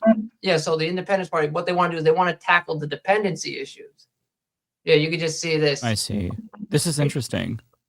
Yeah, no, so what they want to do, number one, is they want to tackle food sovereignty. Puerto Rico only grows 15% of its food. The realistic goal is to get it to be 2/3. And this has been a thing going on since Hurricane Maria, which obviously completely disrupted supply chains. And it was very hard to get food. So they want to do that. They want to focus on getting that up to 2/3 so that you can grow enough food, you can produce enough food domestically so that a supply chain shock is not the kiss of death. Their other goals are obviously their green energy. They want to move to a decentralized solar powered grid, microgrids, which is actually what the town of Adjuntas has in Puerto Rico. It's entirely community owned, decentralized solar grid. It is the most reliable. It's the most reliable in all of Puerto Rico. And the other thing is they want to restructure the economy. So what they want, currently Puerto Rico operates under Act 60. These tax incentives, which basically allows these wealthy elites, multinational corporations to pay next to nothing in taxes. I think it's between 1% and 4%. So ultimately, what happens is these multinational corporations can set up shop in Puerto Rico relatively easy, pay next to nothing in taxes, and rake in the profits. Meanwhile, if you're a local Puerto Rican, you want to set up shop, you have to go through these massive bureaucratic hurdles. You have to then, and then meanwhile, while you're waiting for this, you're still paying the Puerto Rican government to go through all this paperwork. And then once you finally set up shop, because these guys aren't paying the tax burden, you're suddenly forced to take on that burden. So what they want to do is they want to clean up the red tape, make it easier for locals to set up shop. They want to repeal Act 60, make these guys pay at least 15% and set the corporate tax 15% for everybody. So it's easy enough for the local businesses to get off the ground, but it's also ensuring that these big multinational corporations are contributing enough to the Puerto Rican economy. Yeah. But the real question is, would an independent Puerto Rico still allow the U.S. to have basic rights? That one's a question. I think the Independence Party, I believe they're not a fan of those bases, In fact, they were mostly shut down. It wasn't until Donald Trump brought them back up. Actually, funny, Gonzalez actually sent him a letter after Maduro said, Donald Trump, Maduro scares me. Please set up the bases. Please reopen the bases. And that way, her excuse was Maduro to set up the bases again? Yes. Maduro sent basically made some vague threat of liberating Puerto Rico, even though he doesn't have the military capacity. Did she actually think that Maduro would be able to invade Puerto Rico? There's no way she believes that. I mean, she is a Trumpian, but is she that dumb or is she just pretending? I think she's pretending. The entire statehood movement's a political scam. They even created a fake version of statehood to sell to voters because they understand how unpopular it is. It's called. Is it possible that the governor is just Drewski who's fucking with everybody? I have no idea. Pretending to be the governor. Okay, so someone's asking. I'm going to clarify this again for the flags. The green and white flag is the Puerto Rican Independence Party. The flag in the middle is the original flag of Puerto Rico used in the first ever pro-independence revolt, El Grito de Lares, and that's the accurate Puerto Rican flag with the sky blue. So just in case everybody's wondering. Yeah, you have a pin and you have your shirt too. Show everybody your shirt. So I got the pin of the Puerto Rican Nationalist Party. I have the national instrument of Puerto Rico, the cuatro, which actually is a 10-stringed instrument. Don't ask why. And then the two greatest figures of the Puerto Rican independence movement, Don Pedro Albizu Campos and the father of Puerto Rico, Dr. Ramon Emeterio Betances. So that's so cool. Yeah, no. So let me say. So where was I on the talking about? What was I talking about again? The military basing. I don't know. I interrupted you because I got sidetracked when you told me that about Gonzalez. They don't want military bases. I was talking about Cubano statehood. So, like, this was created by the first pro-statehood governor of Puerto Rico, Ferre, in 1968, because he won, despite statehood being deeply unpopular, because Puerto Ricans were afraid it would destroy their cultural identity, their national identity. Because the U.S. basically had spent the first 50 years under control trying to wipe it out. So he had to create a way. So basically, he just sold it. Well, we can become the Quebec of America. That was basically the gist. So the idea is that the United States would grant exemptions to Puerto Rico to preserve cultural identity, and that Puerto Rico could maintain its international sports sovereignty. I don't know if you notice it, every 4 years when the Olympics comes around, Puerto Rico has an Olympics team. Okay. So, yeah, so Puerto Ricans, I'm actually wearing a Puerto Rico World Baseball Classic hat. So this is the Team Puerto Rico national hat. So Puerto Ricans value the ability to watch their athletes play on the international stage. I mean, my uncle, who is not the biggest, loud and proud Puerto Rican, when Monica Puig won gold in tennis at the Rio Olympics, he posted about it and he was ecstatic for it. So, yeah. So Puerto Ricans love watching our athletes play under our own flag. We like, we enjoy, hearing our national anthem, La Borinqueña, play when our athletes win, of course. We enjoy that. So, to lose that is a very big deal. I think, in fact, over 70% said it's integral to their identity. But of course, Jibaro statehood is a total lie. Because, as you know, no other state has an independent Olympics team. There's no Texas Olympics team. There's no California Olympics team. And so that's a lie. And of course, the idea that Puerto Rico could get exemptions to protect its cultural identity runs afoul of the equal footing doctrine, the 14th Amendment. In fact, the only reason Puerto Rico is able to preserve its cultural identity right now is because of the insular cases, because things like the 14th Amendment and those things don't apply to Puerto Rico. Like, for example, Puerto Rico education is done entirely in Spanish. So if you're an English student, if you're an English speaker, you move to Puerto Rico, your kids start going to Puerto Rican schools, they legally don't have to accommodate you, because you can't sue, because since that part of the Constitution doesn't apply, they can legally discriminate against you. They can do that. So interesting. So once you become a state, because you're under that equal, every state has to be equal. Sure, you can pass a law saying that it's the official language, Spanish is the official language, but you're going to have to accommodate English speakers in everyday life, and that's something that Puerto Ricans don't want to do. And of course, and I have to talk about the Fiscal Oversight Board, because I think we have to talk about what happened in 2016 with Obama. One of the worst things happened in Puerto Rico, almost worse than the hurricane. What was that? Could you give us an overview of that?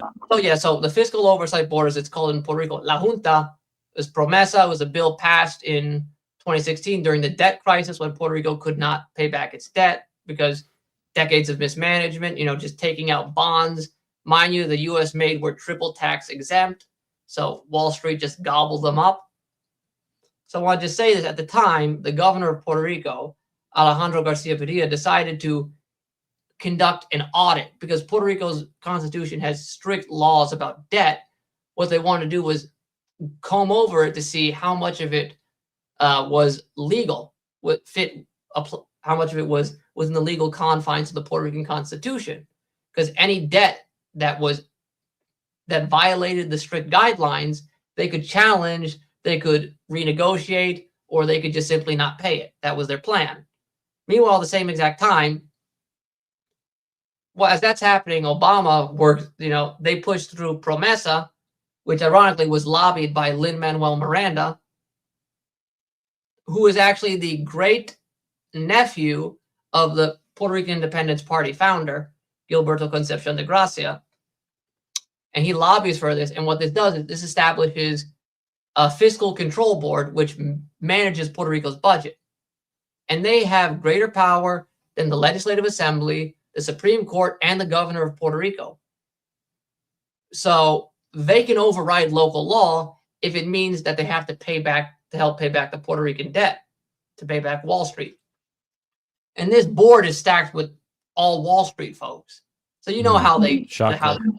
So, for example, in 1966, Governor Roberto Sanchez Villela, the least corrupt governor in Puerto Rico history, of course, passes a bill that mandates that 9.6% of the budget be allocated to the island's public university system, the University of Puerto Rico. So that is law. So by the Puerto Rican law, you cannot drop the budget below 9.6% for UPR. But because Promesa can overrule Puerto Rican law, can overrule the governor, can overrule the courts, they look at that law and say, we don't care. So they can slash the butt. So they've hacked, gutted the budget. They've gutted government pensions. They've gutted public services. And the fact of the matter is, any budget the Puerto Rican government passes has to get green lit by the Fiscal Control Board. And this plays back to the infrastructure problems. If you allocate money to a project to fix these public utilities, that has to be green lit by the board. And they only care about paying back Puerto Rico's debt. So that's the last thing they're going to green light. Yeah, I mean, it's going to always be austerity and everybody's going to get fucked. It's just like you guys are kind of getting it's a shakedown. Like, you know, we talk about colonialism and whatnot. We talk about like all these individual policies and bad governance, but like it's just overall it's a classic shakedown. Like it's always been a shakedown. Like I said, the worst part was, like I said, they shut down the committee to audit the debt. And the thing was, the early findings, they found that there was a lot of this debt that was illegal. They basically say there's a good chance a lot of this debt is illegal by the Puerto Rican Constitution. So they shut it down before it could, be completed. Sassy says, this is how the IMF gets people too. Yeah. I mean, it's really... Even some state constitutions have like quirks in them. Like here in Nebraska, it is technically against the Constitution to run a budget deficit, which we've actually been running a budget deficit now for 3 years. Great job, Republicans. So like our governor, he recently told our university system, you have to cut 5% of your spending somehow. And the university has already been cutting spending because of these really stupid policies. And a couple they don't need you to go to university. Why get you educated? Like same thing in Puerto Rico. You don't need a university degree to make a piña colada for Nancy from Dubuque. Well, they actually did find that one of the reasons our budget is blown out right now is during COVID, the federal government sent out essentially block grants to all the states to help them cover the short-term economic impact of this. Red states in particular used these block grants to do tax cuts instead of actually putting it towards their budgets. So a state like Nebraska got this this windfall from the Fed, and then instead of investing it, instead of using it to, I don't know, provide social services or something, they put it towards justifying tax cuts. And because you have to have a balanced budget in Nebraska, if you're artificially subsidizing tax cuts with a one-time block grant, what do you think the ultimate outcome would end up being?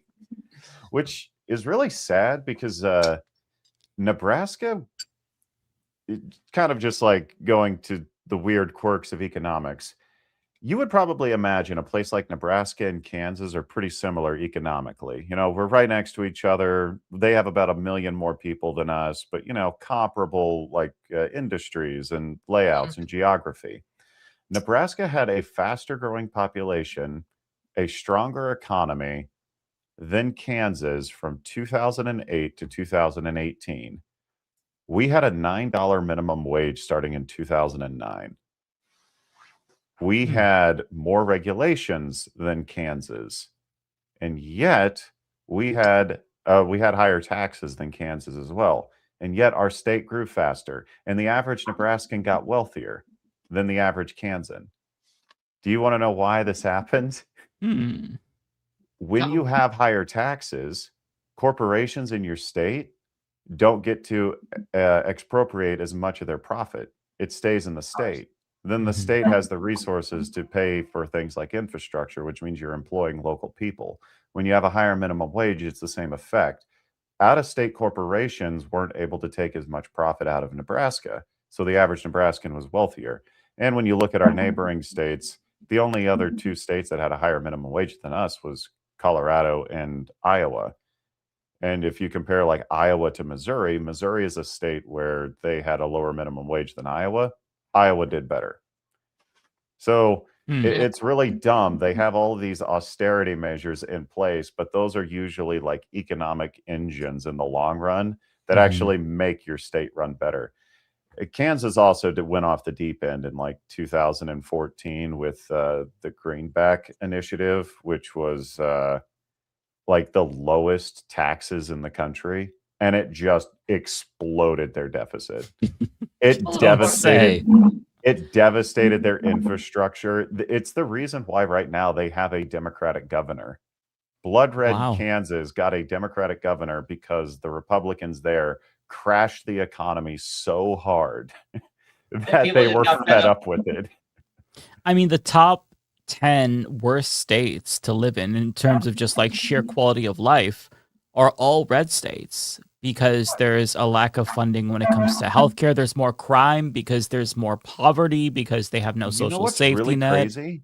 Texas is in like the bottom, I want to say 15 states that people want to live in. Obviously, people go there because there are jobs and whatnot, but Texas has more oil wealth than Saudi Arabia. Jesus. It has more manufacturing than any other state in the country. This place or that place should be like a dream location in the country. They have budget surpluses to the tune of tens of billions in Texas. They're one of the few states that could legitimately have single payer healthcare, state funded. Yeah. They have terrible roads. They have a crumbling electrical grid. Privatized.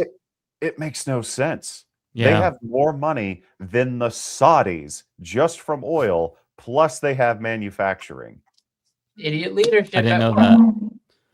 Yeah, If I mean, they actually got competent state leadership there, the place could actually do really well. Now, unfortunately, they're going to waste all of this time, and then climate change will get them.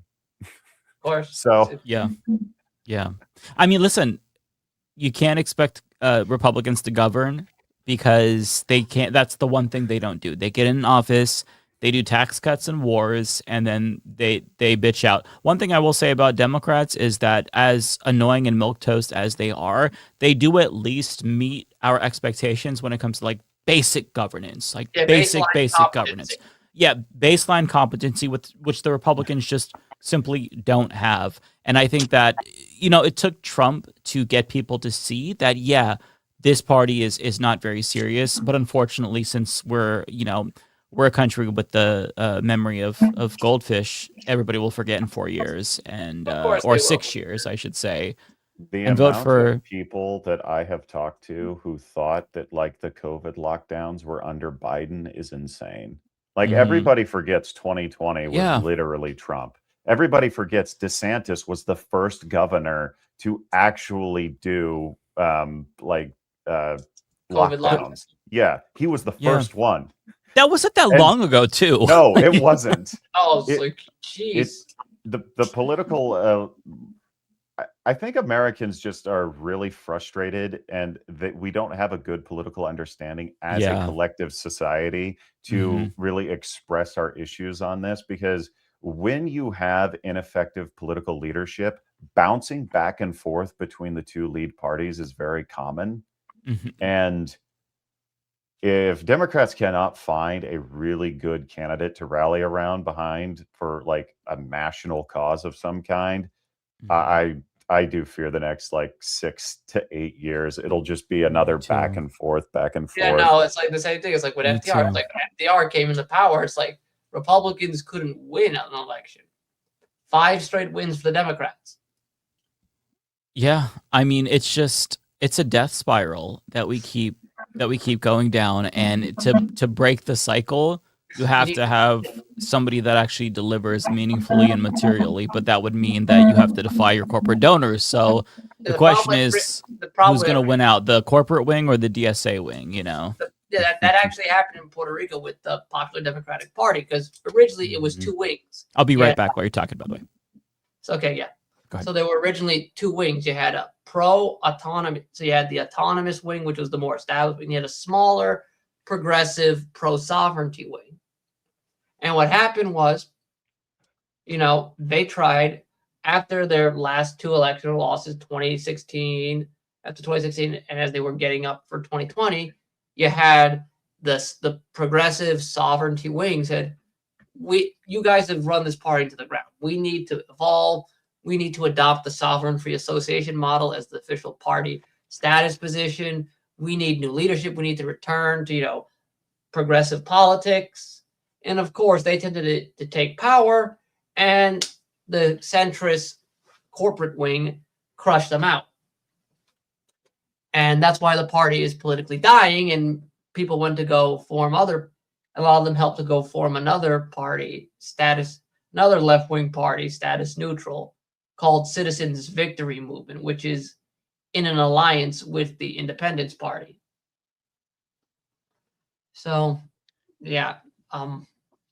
It's also the funniest thing, because I get this one. The funniest thing always makes me laugh when people talk about Puerto Rico. I will see more people talk about, and this is the craziest thing, because this is a comically fringe movement. It's like there are not enough people to form a baseball team for this. I'll see people talk about it on social media. The idea of going back to Spain, which is just an absurdist talking point. Like Spanish reunification is not a real thing. It's 40 people on a Facebook page who act like they're a real legitimate movement. And they've been saying since 2017 that they're going to form a political party. We're going to form a political party. We're going to get together. So, I was talking about the absurdity of the Spanish reunification movement. Oh, I didn't know that was a thing. Interesting. It's not. It's just 40 idiots on a Facebook page who can't accept that they're of mixed ancestry. Oh, so it's like the Greater Idaho movement in Oregon. Gotcha. Yeah, it is like, you know, it's like mi no negro, mi blanco. It's like, Mike, if we could cover one more thing, I'm assuming absolutely. Most people here have seen the videos out of Nepal and Tibet from that glacier collapse. Yeah. So there is actually a way to bend this towards another very catastrophic. Hold on, I see someone asking me a super chat question. Yes, Spain does give citizenship. Yes, you can apply. Citizens of former Spanish colonies can apply for fast track citizenship. It's 2 years instead of 10 years, and you can also maintain dual citizenship. So just want to answer that person's question. Ooh, that should apply to me. The Louisiana Purchase was once part of Spain, so I don't know. I don't know if they'll. You have to check. You have to check with Sanchez on that. I'm going to Madrid. So I'm sure you can find some of the videos and stuff that had occurred there. But for people who are unaware, in Nepal there was a large glacier, because you know Nepal is at the top of the Himalayas, and it has been so hot there that a good chunk of this glacier melted, and then either the glacier broke, which triggered like a 5-point-something earthquake, or an earthquake caused the glacier to collapse, and this led to a massive flash flood event. And from what I understand, India, Nepal, and China are working really hard to get people into the area, because this has just caused devastating washouts, and it's really terrifying. The Himalayas are warming like 2 to 3 times faster than the rest of the planet. And the Himalayas are called the water tower of Asia, because headwaters for several rivers in China, one going to Bangladesh, several going into India, and one going into Pakistan, all originate from the Himalayas. If this mountain range cannot consistently recharge, you're looking at an area that supports like 1.6 billion people being water insecure. Oh my god. Oh my god. Ay Dios mío. That looked like a nuke going off. Yeah. Yeah, that looked like a bomb. Just Yeah, this is like one of the most chilling videos I've seen in so long because, I mean, I think the death toll was 31 dead. I would imagine that's the preliminary death toll, but that's just the confirmed. There's people buried. There has to be thousands of people at least missing. I do not envy those rescue crews. They are going into hell. Nepal has a really strong relationship with India. So what I've been reading, India has been sending a lot of people in to help, and China obviously is Tibet. So at the very least, they have, two superpowers rushing people in. So, but my God, yeah, I saw this one earlier today. Those are legitimately the size of Greyhound buses on that parking lot. And yeah, just the people running, like it's like a fucking scary movie, but real life. Yeah. It's like Roland Emmerich's 2012, except not bad act. Although John Cusack is great, but yeah, no, this is very, very scary. Yeah, I mean, there's just nowhere to go. You're just you fucked. Literally have to run to the hills. You have to get out of the valley. And just as like a rule, most of us live in valleys. So with catastrophic climate events occurring, the chances of there being flash flood events, if you live in a valley, water can just rush in immediately. That was the big issue with Hurricane Helena when it went through Appalachia. Those hollers are essentially just valleys. So if you get dumped on, you're looking at an area that could be, several hundred square miles, all pushing into like a 10 square mile area.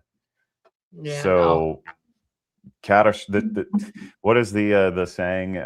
The climate change is what you see people recording on their phones, and then one day it'll be you recording it on your phone as it slowly gets closer and closer. Yeah. There are a lot of like those wildfires here in Nebraska. Oh, the wildfires, those are a mountain problem, not a prairie problem in Nebraska. And then we lost 1 million acres. It was like 80 miles from my house. That was like the biggest wildfires in Nebraskan history too, right? Yeah, it was. My God, insane. It's not very often our fire crews can be overwhelmed, but I mean, like, what can you do when there's 40-mile-an-hour winds, no humidity, no rain, no snow, and you live on a grassy meadow? Yeah, no, it's just the fire's just gonna do its thing. It's horrifying. The fact that there's just a fire season every year. Like, there's always been wildfires, obviously, but there's a fire season every year, and the air quality tanks. And yeah, one thing that I'm learning is that like a lot of people in Europe don't have AC. So this is something that it's becoming a necessity now that, obviously climate change is making everything more warm, but do they have the electrical grid to be able to have every single home have AC? So it's creating all these problems on top of problems. There's like this ripple effect to climate change where it starts with like the planet just warming. And then there's just like this cascading effect where all these problems create 100 different micro problems, and those micro problems have their own problems, and it's just a logistical nightmare where we're on a time limit. Like it feels very, very daunting to even think about. It's even worse than that, because if you really want to be nervous, where is a majority of the world's manufacturing now? It's in China. Mm-hmm. It is sitting in an area that is very prone to earthquakes and susceptible to typhoons, which means the entire global supply chain can be damaged because all of this is concentrated in one spot. Not saying this is a China issue. If anything, this is an issue that the West has, basically facilitated because we exploited them for their cheap labor. We could have had manufacturing bases in the Midwest, Western Europe, Brazil. Their manufacturing system is almost completely gone. Instead, we put it in one small, efficient spot. But if anything happens to that one spot, entire thing you're comes kind of tumbling screwed. Yeah. The entire global supply chain. It's like another COVID supply chain issue all over again. It's just, man, the ways in which we are fucked is truly unfathomable. It's really scary to think about. We could still roll a D20 on the dice, though. There's always that possibility. Get through this. But can we save scum to roll a D20, or do we just get like one chance? Or are we fucked? Idea. We get 2 rolls. We get 1 mulligan. Okay. Two rolls is better than 1. All right, I prefer to save scum, but Yeah, no, I was thinking always about the no AC. That's Puerto Rico. And the thing is, if you live, and the thing is, the difference between Spanish construction and American construction in Puerto Rico is night and day. Because when the Spanish built everything in Puerto Rico, they built it to accommodate for the climate. So the material is built to disperse heat. All the old Spanish buildings have high roofs to push down cold air, and even like courtyards, they designed it to circulate air better. And like all the American buildings are just cheap concrete. Like even the house my cousins live in, Caguas, 2 old ladies, it's just cheap concrete, and that thing is like an oven in there when it gets hot. Yeah, it's horrifying, but I don't want to get too doomer. Thank you both for coming on. I really, really appreciate it. VMan, I learned so much, and the audience did too. Kowalski, always super, super happy to pick your brain. Before we get to Super Chats, we don't have too much, so we'll probably be out here relatively soon. Just for anybody who wants to bounce. First, I want to give you both the chance to tell everybody where to find you and plug anything. Kowalski, go ahead and tell people. I know you have a YouTube channel. Tell everybody where to find you. Yeah, folks, YouTube channel, Prairie Fire NEB Neb. I actually put out a video today on the Argentinian beef thing. So if you want to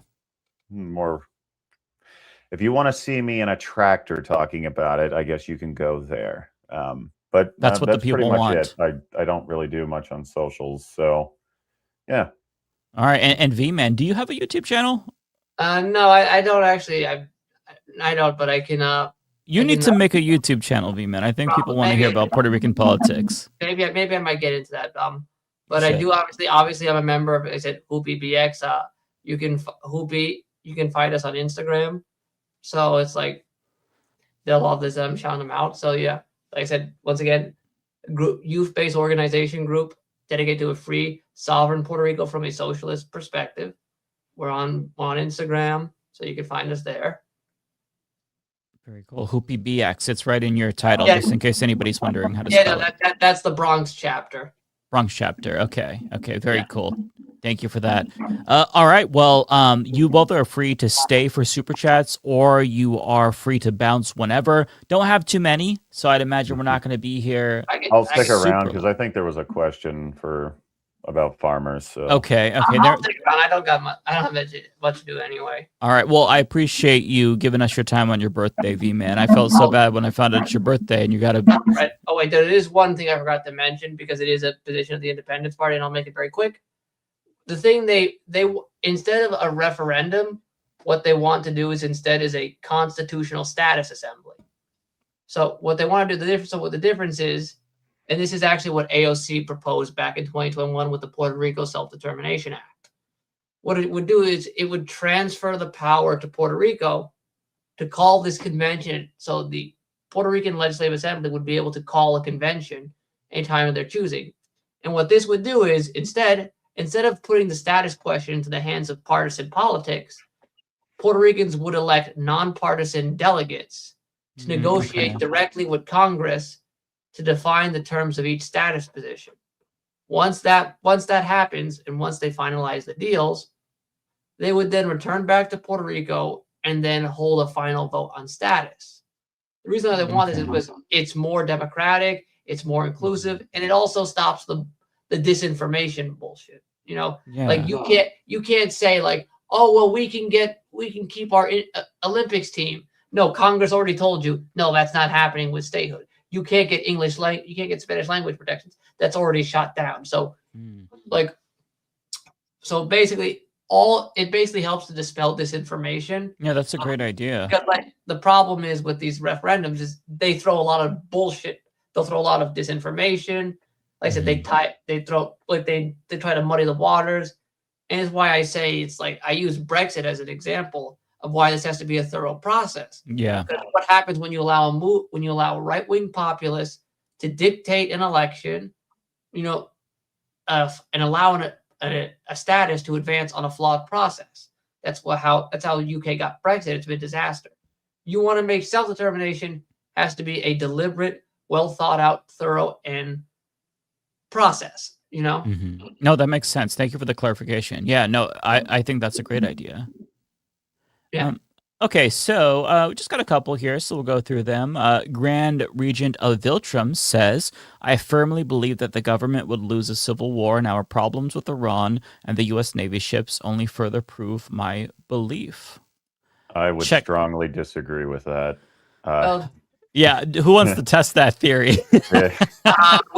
We did, and you guys sent P-47s to bomb Jayuya and Utuado. I personally have a little bit of a conspiracy theory on this. I don't think the Navy wants to be in Iran right now and is leaking that information intentionally. I don't see how we would possibly lose our logistical institutional knowledge in less than 2 years. It's farcical to think that would be the case. I think the admirals know that they can't disobey orders, and they're getting this information out to put political pressure on the administration, and it is working. I feel like that's reasonable. I don't think that's like too far out there in terms of conspiracy theories. That would make sense to me. It's a dick move because they're torturing sailors to do it, but I mean, they were going to torture somebody. Yeah. No, I mean, yeah, that makes sense. Okay, Checkmate. Thank you for the $5. Rip to Dolly Parton. Why could death take to the 80-year-old in the White House? Yeah, very sad. We had a bunch of deaths this week that were just so sad. Tim Curry, Dolly Parton. Yeah, Tim Curry is like, what the fuck is happening? I mean, all the wrong people. My childhood is like, I just remember the night wild. It's so sad. We've lost half the cast of like the original Home Alone, and that is really sad. Yeah, that is sad. I forget. Yeah, Catherine O'Hara was earlier this year. God, yeah, so sad. She's so talented too. All these people, like, God, the universe could take anyone else. They'll live on forever in AI. Don't worry. Oh God, please, no. I thought you were gonna say in our hearts. I'm like, wow, Kowalski, that's wholesome. And then AI. That is, yeah. Probably the unfortunate truth. Nintendo Gaming Channel. Fact. Only American cowards claiming to be Canadian. Well, I'm a coward, baby, because if I go abroad, I'm going to say I'm a Canadian. I don't want people to think I'm American. You have to understand that, Nintendo. I don't have to. I could just say the truth. I'm a colonized subject of the United States. There we go. I'm Nebraskan. No one knows where that is. It'll confuse them. It's fine. I could just say I'm an Earthling. And then, leave it ambiguous and then say, sorry, I can't tell you I'm an Earthling. And then just drop a hint, a little sorry. So I don't say it explicitly, but, I'm priming them to think I'm a Canadian. Rory Gibson, thank you for being a member for 6 months. Cartoon, thanks for the $5. The attack on Ruffalo and Hassan is BS. You hear that the Iowa and Montana AG want the Supreme Court to block the antitrust suit of the Paramount WB merger. I haven't heard about that in particular, but yeah, I don't know. Whatever they need to do, they need to block this fucking merger because I think it would be terrible. I think it's gross that the Paramount execs are smearing Mark Ruffalo for opposing this and calling him an anti-Semite. I'm just so tired of this shit. I'm tired of the disingenuous, cynical, anti-Semitism smears. The same people who are saying this, like, weren't they just accusing us of like woke scolding and using identity politics like not that long ago, and now they're doing it? I just don't understand. Are we for or against identity politics and the weaponization of it? It's just I can't keep up. Cartoon. Thought on Enes Kanter prank he did in a WNBA game. I don't know about the particular prank, but if I'm thinking of the correct thing, he like showed up to a WNBA event and was like heckling the players, and he wore a shirt like saying that a woman is a human female, like that was the description on his shirt, and he was, I mean, I was considering doing a video about this, and Rose Royce, who's also like pretending to be a woman to play in the WNBA, but I just feel like I can't feed the beast because these people are very clearly looking for attention, and I don't want to give that to them. These people, they don't give a shit about trans people or cis people or women's sports. They just want to grift and make a name for themselves by doing this dumb bullshit political stunt. And I don't want to participate in it. NS Cantor is very clearly a virtue signaling dipshit. He didn't he change his name to NS Cantor Freedom or some shit like that? It's just embarrassing. I don't know if that's true, but it feels true. I feel like, yeah, chat can back me up on that, but I'm pretty sure he changed his name to NS Cantor Freedom. It is true. Okay. I'm not hallucinating that. Yeah, at least Atypical That is says. just such that is like the most right wing thing. Freedom. Yeah, it's. I mean, it's worse than Meta World Peace. At least that name, it's like, all right, it's a platitude as your name, but it's a name. But this is like. I gotta. Oh, you know, you was talking about Marco Rubio. I just remembered this because this is gonna make you laugh your ass off. You know what the literal translation of his name is? What? Mark Blonde. Are you serious? Marco is the basic Spanish thing for Mark, and Rubio is the actual Spanish word for blonde. I didn't know that. Yeah, so his name is Mark Blonde. You just remember that. Good for him. Good for him. Hi, I'm Mark Blonde. Vote for me. That may help him with the white voters who are in the Republican primary, you know? Yeah, that might. You can just say. Well, I mean, I do remember this. Actually, this was the funniest thing is he was doing the Mino Negro thing actually in Europe. He's like, no, I'm not Cuban. I'm a Spanish descendant. He was doing that in Europe a while back. Oh, okay. I didn't know that. Interesting. What a character. By character, I mean fuckwad. Jeremy Elwood, thank you so much for the $5. Just finished making dinner, so you're my show during dinner. Better than a Marvel movie, almost. Well, hey. Well, thank you for the compliment or insult, depending on who you ask. Which Marvel movie? Yeah, that's true. That's a very big spectrum from dog shit to phenomenal. Yeah, we did better than Thor: The Dark World. Hats off, everybody. Hey, maybe it's a good movie. Maybe it's Captain America 2. As long as we're not. That is the best one. Yeah, what's the one? Is it the second Ant-Man that everybody says is the worst? I didn't even bother watching It's the third one. It's the third one. It's the third one. Okay, God, I didn't even know there was a third one. I stopped watching after Endgame. It's like I just said, I'm done. Yeah, I'm walking away. I'm gonna go check out the upcoming video game movie trend. Yeah, it's I'm still got superhero fatigue. Although the last Spider-Man was pretty good, but we'll see how I feel about. Yeah, we'll see how I feel about the new Avengers movie. I feel like I'm still kind of burnt. Canada Lake, Che Guevara. Oh, that is. Looney Tunes, thank you so much for the $5. My prediction is that all the lazy bums won't be back until after Christmas. Lance is an exception as he is in paternity leave. Call-in show soon. Yes, I've been wanting to do a call-in show for a really long time, but like all the people who want to do a call-in show, namely Ariana, haven't been here for the call-in show, so I'm waiting for them. But sooner or later, we have to do it regardless. So hopefully they'll come to Kansas trying to save democracy or something. So that's no excuse. And to be an Arkansas, how dare she? No, like, it feels like everybody has so much shit going on at the same time. Lance, what was Bender's excuse? He was on Majority Report today. Oh, he was. He didn't give an excuse. He just said he wasn't going to be here. You know what I should do? I should get into the chat and be like, "Hey, I'll see you tonight, Matt." Rebecca has a legitimate reason to not be here tonight. She's suffering a really horrible family emergency. I'm not going to speak to it, but I get that. Yeah, everybody else gets an unexcused absence. Okay. Where's David's excuse? Where has David been? Well, digging a trench in southern Canada expecting the Marines soon, or Possibly. I mean, I don't know what's going on up there. Well, My theory with David is that if he has a prolonged absence, that means that he is knee deep in a really good video game. And I totally empathize with that because I would skip Leftist Mafia if I found a game that I really loved. That's funny you mentioned that. That was my college major. What was your college major? Game design and development. Wow, that's really cool. I never used it because I wanted to be an indie game developer, but I got burnt out after college. So I just literally crashed out a year. It crashed out a year in a bed. Whole year just doing nothing.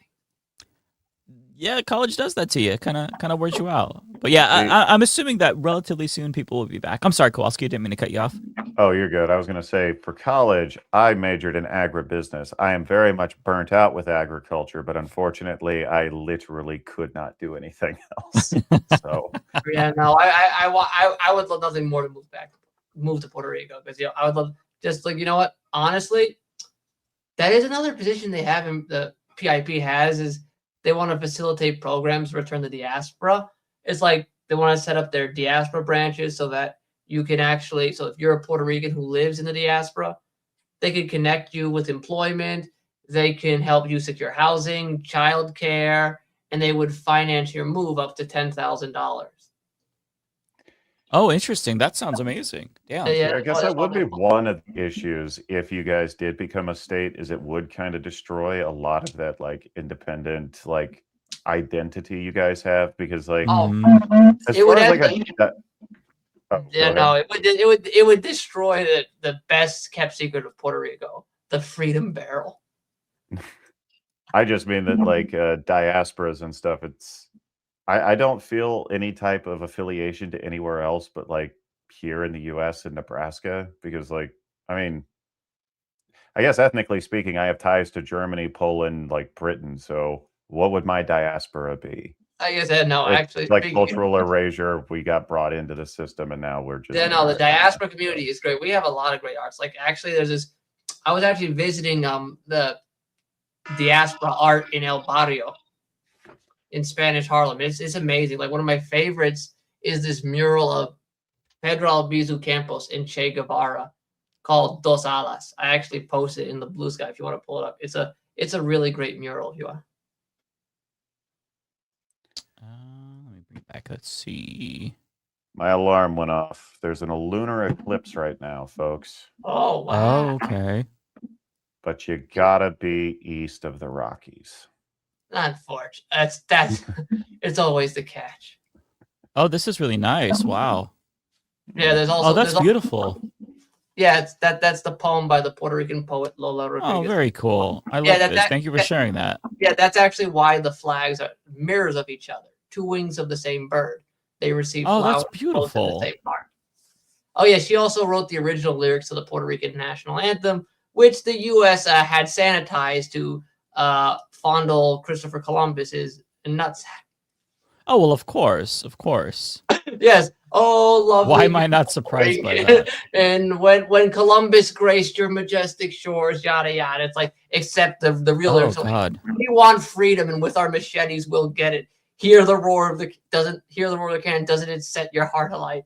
It's like the real lyrics are, arise, Borinquen, arise, the call is. Oh, my God. I hate that. Fart Twain, thanks for the $5. Am I the only one not excited for GTA 6? It's only getting a 30 FPS mode, no 60 FPS mode. That's verified. And on consoles, it's barely going to hold that. Here's what I will say. My hype for GTA 6 has definitely died a little bit now that I know that there's no physical. And yes, the 30 FPS, that's kind of brutal for me. But I watched the little preview because thankfully I don't have a Netflix subscription anymore, but somebody uploaded it to YouTube immediately and I watched it. I mean, it looks incredible. I love GTA. So at some point I'll pick it up. I'll probably wait until it's on PC. I mean, I don't have a console. I thought after the Xbox One, I may get a Switch too, just because I love Nintendo and that's about it. Yeah. It just, it depends.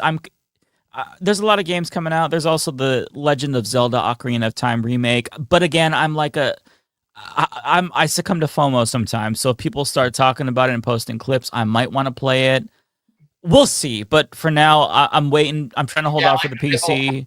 Yeah, because hopefully there'll be a 60 FPS mode on PC. I don't want to play a 30 FPS game that pretty. It's just, it kind of sucks. Yeah, no, it's gonna be bad. Yeah, no, I was like, by the way, was that fueling mechanic real or not? You know, they didn't say anything about that in the trailer. I heard about that. I'm like, that's just like that's like for a resource management game. If you're doing some it's a little bit too much for me, if I'm being honest. I'm okay with I think it's cool that they're bringing back the San Andreas stuff where, like, if you work out, you'll gain muscle. If you eat shitty food, you'll get fat. I like that, but the fueling the cars. Yeah, that's a little excessive. It's like there's certain things like that just don't work for the game. It's like there's certain mechanics you just don't put in there. Yeah. I'll bring up the chat, by the way, because it will cut off less of Kowalski. The people on the bottom always get the shit end of the stick, so I try to mitigate that with the chat. I know. I remember that when we were talking about when Dominican Republic beat Israel in the WBC, and you were showing the Instagram post from Fox. I can't remember who got. It was cutting off somebody on the bottom. Yeah, and you could not see his reaction. And you could tell he was having just a ball laughing at the comments. Yeah, StreamYard needs to work on that. They're always adding updates, so hopefully they'll fix that so people on the bottom don't get like too much of their stuff cut off. But if you bring up the chat, it kind of like spaces it out a little bit better. Yeah. As long as the chat behaves, then it's fine. Usually you're okay. Okay, Jeremy says, NPR/MI Public did long segment on Flock tonight. Surprise, surprise. They gave pro-Flock more mic than opposed. Oh, you don't say. Had sheriffs cut opposition short. My God. Well, listen, to combat their bullshit, I'm actually working on a really good Flock video, and I'm going to feature like some Flock hunters. It's going to be really, really good. I probably won't have it ready for like until 2 weeks because I'm working on stuff to take like a week or so off to give myself a little bit of a break. So it's filler content, but I'm working very hard on the filler content, and one of them will be a Flock segment, which is it's a hopium segment. At least I'm trying to frame it that way. Oh yeah, no, I remember I was reading that this town that they got rid of their flocks, but they had to wait for Flock to personally remove the equipment. So they just wrapped the entire cameras in black trash bags. Oh, that's beautiful. That's beautiful. Some people have like just been holding signs in front of it. Others have taken other approaches to it. Yes, some other approaches. Some very interesting approaches. Dare I say unorthodox approaches. Helmut, thanks for the €5. Why do farmers? Oh, this is a good one for you, Kowalski. Why do farmers still vote Republican after taking existential L's after 2 Trump administrations? Don't get it. Farmers tend to be prudent. Kowalski, what do you say? So there is no publicly available data on how farmers vote as a group. The only thing you'll ever find are things that are called agricultural counties. So I live in an agricultural county because it's our number one industry. There are 7,000 people in this county, adults, that can vote. Only 780 of us are farmers. So we are not capable of swinging an election. We are not capable of doing any of that. There is a very strong Republican base in rural areas, predominantly because Democrats have retreated from advocating for the regions. There's a very, it's very stupid, but yeah, it's third way politics. What happened with third way politics? You know, people like to sit here and say it was the Civil Rights Act that lost so many regions for the Democrats. But when you look at it, was really Clinton in the 90s with that third way stuff that literally lost so much ground. Actually, Clinton is a really good point on this. And Mike, I've told you I'm working on that video to explain why Bill Clinton was the worst president of the last 50 years. Oh, right. I'm excited for this. For those not aware, he's working on a presidential ranking video, and you might be surprised by the rankings. Yeah, somehow a Republican won and the Democrat lost, and probably not the Republican you're thinking. Interesting. It's obviously not Lincoln. It's going to be Trump, right?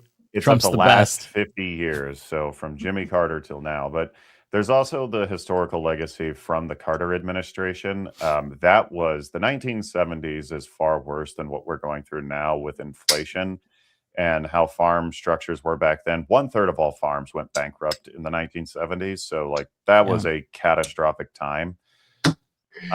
Reagan ended up bailing out the farm industry, which bought Republicans a lot of goodwill. In the Midwest, it was still very competitive between Democrats and Republicans.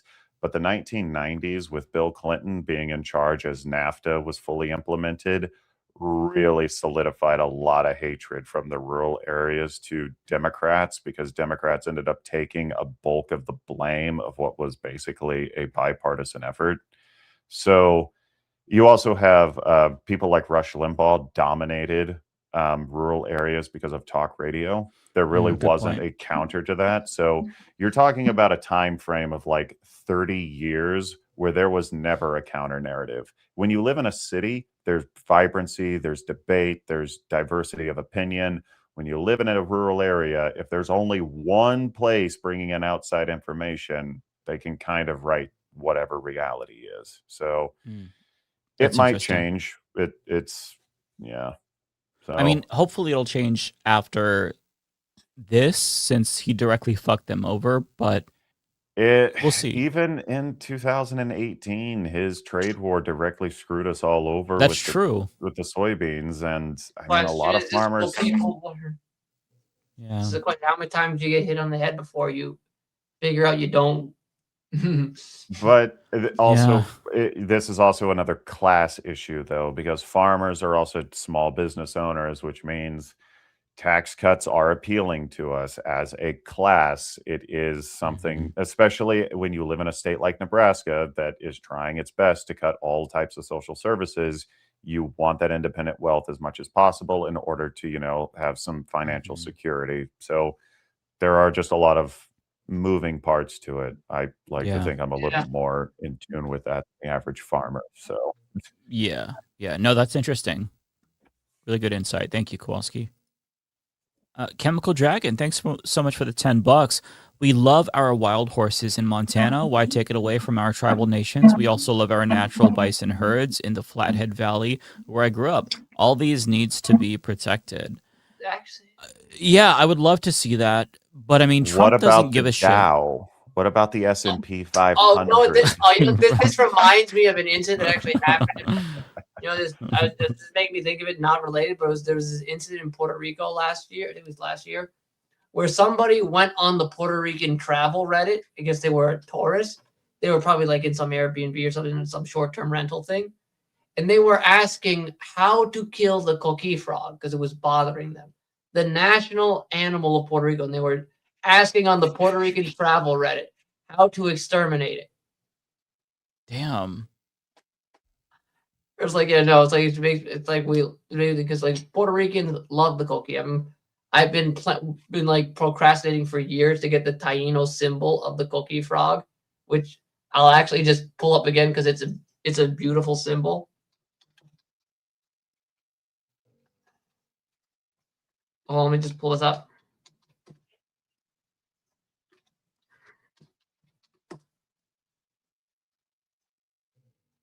Hold on, let me just. I could try to find it too. Can you spell it for me?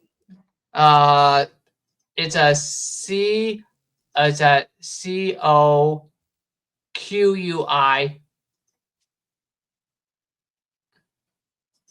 Yeah, it's a.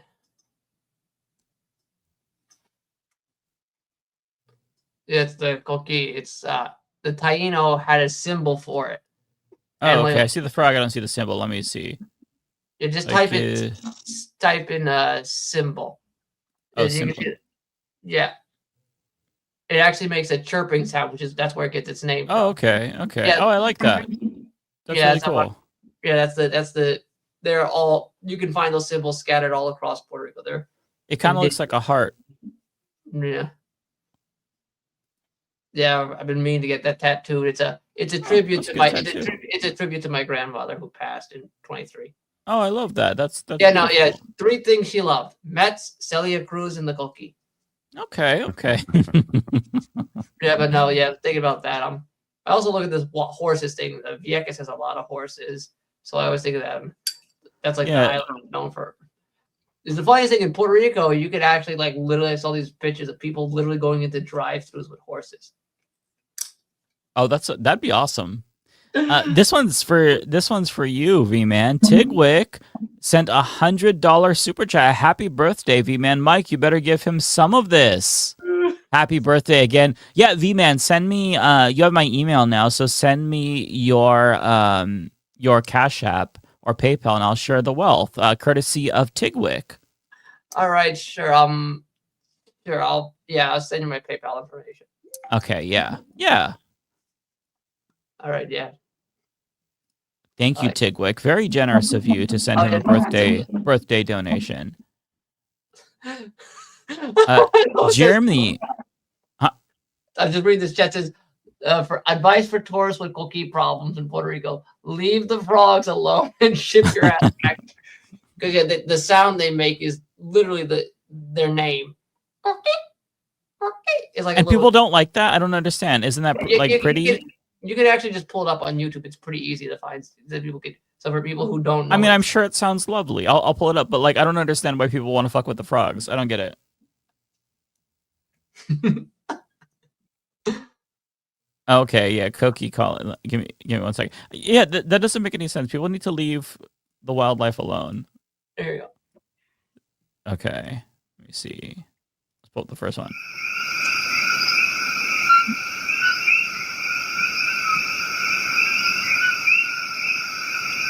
I mean, what's to hate about that? That's beautiful. It is literally just saying it. Yeah. Fucking people, man. Leave the Koki alone. Yeah, it's beautiful. Jeremy says comes in threes, Parton Curry. We got one more 80-year-old. Well, there was another one that died today too, that VMan said. Peter Cullen. I don't know. Yeah. Voice of Optimus Prime. Oh, right. Okay, I couldn't remember his name. I saw that, but I forgot. I'm like, wait, who's? Damn. Octawolf says, are these recent deaths sign that Trump is next? No, because these are all good people, and Trump is a demon, and demons live very long. So I know. Like, look how long we had to wait for the for like what's Kissinger was like 100. Kissinger. Yeah. No. And it's like, yeah, no, I know. I remember because I'm also a Yankees fan, and I had to sit there and watch them give him a tribute. Ew, you had to watch that? Oh my god. I didn't know they even did that. That's terrible. That's even worse than their play on the field. Is like that's even worse than watching them play on the field. Like it's half the time they implode. Yeah, no, that's like it's like Kissinger. Well, who else? Who else we have to wait forever to get rid of Dick Cheney? Right. Ugh. Yeah.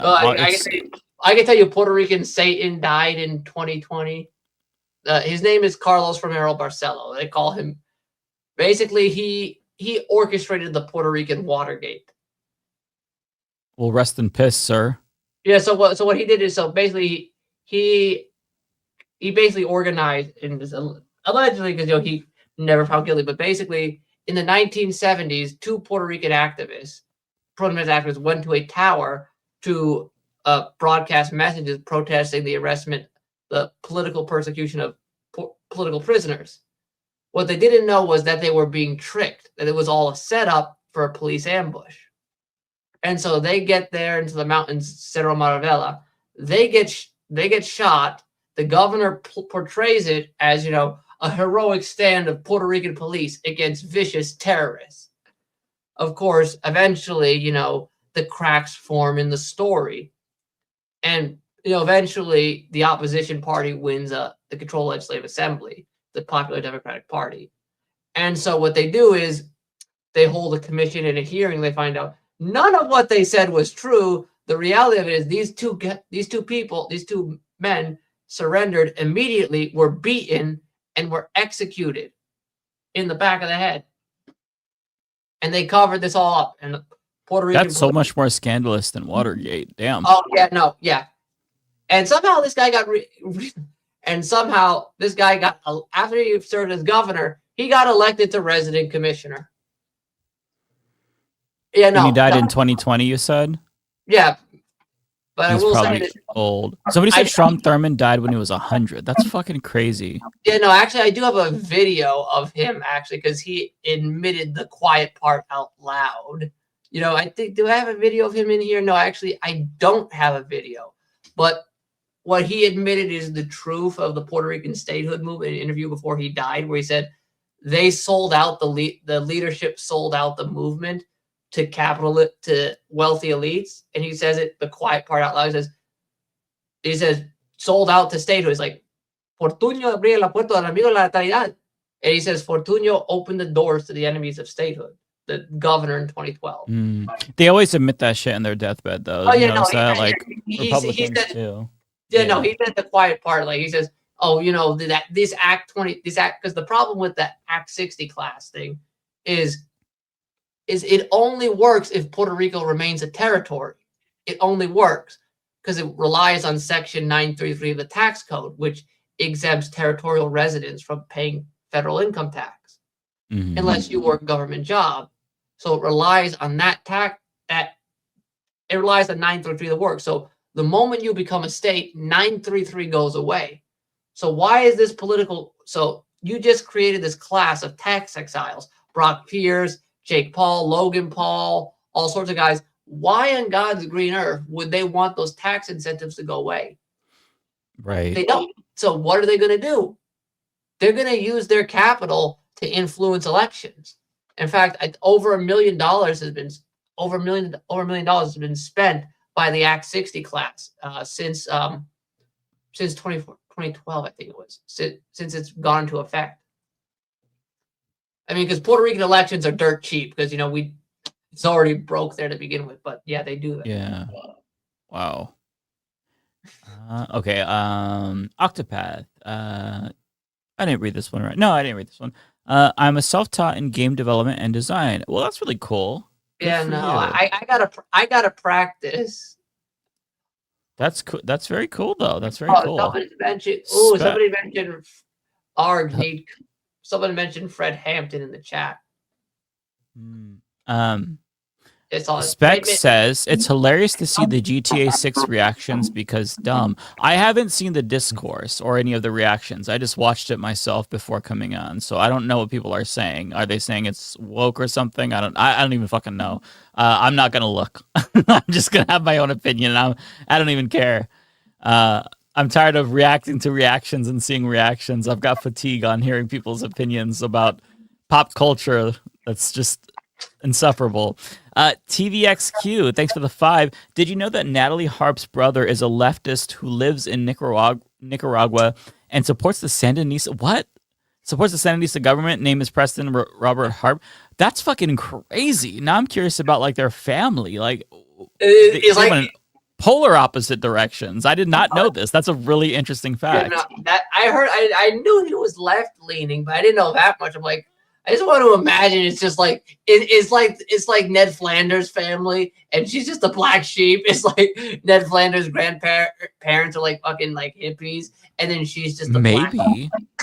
I mean, that's quite polar opposite like political ideologies. So that's fucking interesting. I did not know. I didn't even know she had a brother. I didn't know this lady existed until like a week ago. And now I can't not hear about her. I hate it. I don't want to know who this lady is. I don't want to know that she's fucking Trump, probably. Chris Corcoran, 100% convinced now that Dems will collab with Ethan Klein. They will, and it will prolong this hell we're in, and millions will die. Of course they will. And it will be all Ethan Klein's fault. Of course they will, and then history will like a Teddy Fresh collab, like with the Dems, like a hoodie, or just like they're gonna go on the podcast. I don't know. I wouldn't put it past them because they do want to talk to influencers. They want a Joe Rogan on the left, but just one that they can control. You know, a la Chorus, someone like Olivia Juliana. So I think they would maybe to hell with it. Ethan. They're just gonna put Ethan Klein on the ticket in 2028. No primary. It's just him and his terrible centrist ideas. Oh God. You know what? That I think he would align with them. I think that it's a fit, at least for the Hakeem Jeffries wing of the party. You know, they just centrism like, is a motherfucker.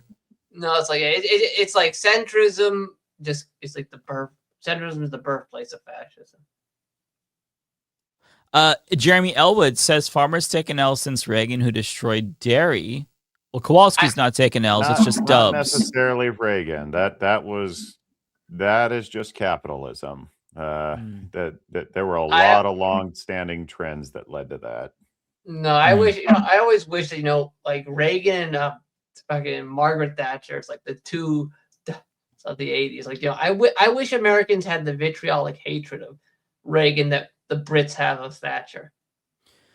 Yeah, that is interesting, right? Americans love Reagan, including a lot of Democratic normies, which is really bizarre to me. At least the Democratic with normies. Two different things that occurred. Reagan was lucky; he was president during the 1980s upswing for the U.S. economy, and Britain was suffering the demise of their empire. So the 80s was a completely different mindset for them. Oh, okay, okay. But Reagan, the more you look into it, he's not a unique guy. He was kind of more or less just the figure for the force of capital at the time. If not Reagan, it would have been another Republican. I'm just saying. I also want to say this. Also, Thatcher also had the Troubles, so let's not forget that. Okay. She had a lot of Irish who hated her. Good points. It makes me feel like it's not just stupidity from Americans. There's actual As somewhat of a quasi Liverpool fan, I love the Maggie's in the Mud chant they all started singing when they were supposed to be silent for remembering her on her death. The entire crowd was just like, na na na na na na, Maggie's in the mud, in the mud. We don't do that. We don't. They did the same thing with the Queen enough. Too. Yes, I know, Lizzie's right? in the mud. Lizzie's in a box. God, the Brits, we need their energy. I agree with you. No. It's like you were making me think of something because I forgot to mention. I mentioned the Freedom Barrel. I forgot to tell you what it was. So, Puerto Rico's oldest rum distillery was actually founded by National. Was actually owned by a family that leaned in towards nationalism. They were pro-independence. So the second master blender put aside a barrel of rum in 1952 when the Commonwealth was established, and wrote in his will that the barrel would not be opened until the island achieved independence. And when it does, it's supposed to be taken to the town plaza, and everyone gets to drink free rum for independence. That's really cool. Yeah, no, there's a lot. Like I said, like you always drop these little tidbits that are so interesting that like most people wouldn't know. You're like Puerto Rican Kowalski. Like you all just have like this wealth of knowledge in your head. It's very interesting. That's not the only thing that's going to happen. Has car hedge. We built Stonehenge out of cars. Yeah, no, that's not the only thing that's going to happen. There's one Puerto Rican independence advocate. His name's Eugenio Maria de Hostos, and he was a big advocate for education, women's rights, and he's currently buried in the Dominican Republic under explicit instructions that his body is not to be returned to Puerto Rico till it's independent. Because he was just that. Oh, that's interesting. Yeah, because he actually met with McKinley to try to convince him to let Puerto Rico go free. And of course, he obviously said, go fuck yourself. Because of course he did. Yeah, but no, that's another one. That's another fun fact. Yeah, there's a lot Interesting. VMan, you do have to promise me you're going to start a YouTube channel. I think people would be interested in learning about this stuff. Oh yeah, I actually have actually on that chat, you can actually see the picture of Pedro Albizu Campos, like the effects of the radiation torture on his body. I think I have that in the. It's really. I'm not going to put that up just because it might not be a good thing to show. No. YouTube, but yeah, if people want to see it, check the thread on Blue Sky. Yeah, I'll post the thread so you can actually see some of this information in there. I'll post it. Yeah, but okay. Yeah, but no. One last super chat, and then we are out of here. Jeremy Elwood says, if we're recalling all vegetables, which seems to be the case, any update on Mitch McConnell? I talked to him for about 20 minutes yesterday. He's all right. He's recovering. No, he's doing okay. That's good. I had a conversation with him about a week ago. He seemed cheery to me. He's ready to get back to work for Kentuckians at any time. It's just, Well, No, I I'm kidding. too had a convo. What did he say to you? He said he was dying. Don't worry. I'm pretty sure his spirit is slowly being absorbed by Fetterman. So, yeah, there's some sort of transfer going on with his soul. One more came in here. Red Fire Blue Ice. We need to flip the script on media and Dems for their BS. I'm trying, man. It's hard. They've got a lot of institutional power. They have the entire mainstream media doing this anti-Hassan move, and it is insane how it's a lot. It somehow is actually working, just pounding that same message over and over. Repetition, man. It really is effective in politics. Yeah, no. It really is.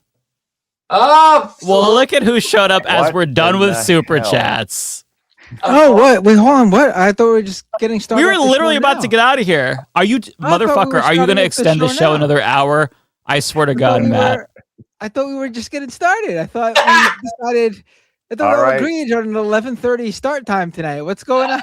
VMan, from the top, explain all of Puerto Rican history to Bender quick. All right. Just give us a quick rundown. 30 seconds. Okay. You can do it.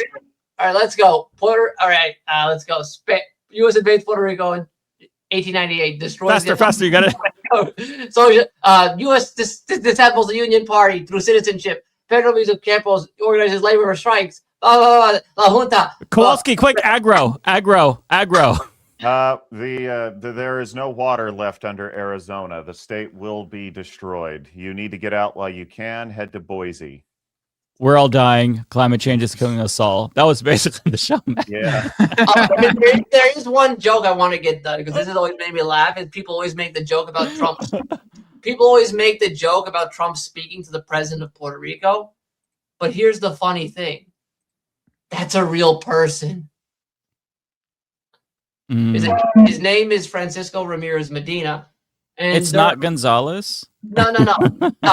His name is Francisco Ramirez Medina, and during the revolt, El Grito de Lares in September 23rd, 1868, he was named president for 48 hours.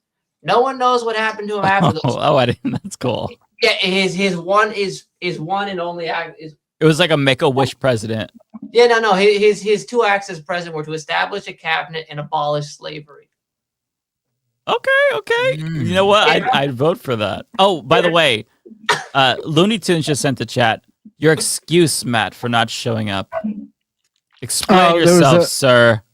It was a last-minute punk show my wife wanted to go to, so sorry. Oh, it's all right. Fair. The audacity, enjoying life. How dare you? Well, you know me. I try to make it to every show. It's very rare I miss one. Well, you know what? Don't worry. I'm a punk rock fan too. I'm sorry. This is the show I missed. But I gotta say, couldn't have worked out any better with you getting two guests on for today. It's almost like you knew. It's almost like you knew the rest of the Leftist Mafia was gonna let you down. Well, and I'm probably gonna be gone the next 2 weeks. I'm working on some shit to take some time off. So you all will have to find some amazing guests. Good luck finding guests that'll compete with VMan and Kowalski. This was a great show. I don't think I could do it. I don't think I could do it. Yeah. I'm gonna end up getting like Z-Man and whatever the C-list version of Kowalski is. If I turn on the stream and I see him with Jimmy Dore and fucking one of these, I'm gonna be like, see, I told you. Couldn't find anybody. Triangle. Yeah, I couldn't think of anybody else, but Triangle would have been a great. Yeah, coming here live from Leftist Mafia. We got a great show for you guys tonight. We got Jimmy Dore and Illuminati. And then special guests. Oh, yeah, they would be phenomenal guests. Yeah. And that's not all. We got Anna Kasparian, Cenk Uygur, Graham Plattner, and a load of other great guests. Watch, next week it's just going to be Matt Bender, and somehow he's going to pull Hassan. And everybody else is going to be gone for it, and everyone's going to be like, how did he pull this off? Yep. No one knows. Yep. Looney Tunes says you could pull him as a guest. Yeah, why not? Why not? And by the way, on that note, seriously, we do want to do a call-in show. We're not like specifically like avoiding it. As I said earlier, because Matt wants to do one too, we're waiting for like Ariana to get here and stuff, but we need to plan it. We can't just drop it on you all and be like, hey, we're doing a call-in show impromptu, because it's not really fair, because people who want to call in, they need to know in advance so they can make it. So we need to do it proper, but we're, as you could tell, we're not very good at planning and not very good at attendance. So it's on our hearts, okay? That's what I can promise you. It's on our hearts. We're thinking about it. I genuinely want to do it. The idea We're going to do it. We just need to master the art of execution. That's precisely it. And look, at some point in time, if we keep bringing on like viewers as guests, just like proper guests, then within like a few years, we'll have done a call-in show overall. So we just convert the audience into panelists, and then it's just the perpetual call-in show. So that do that too.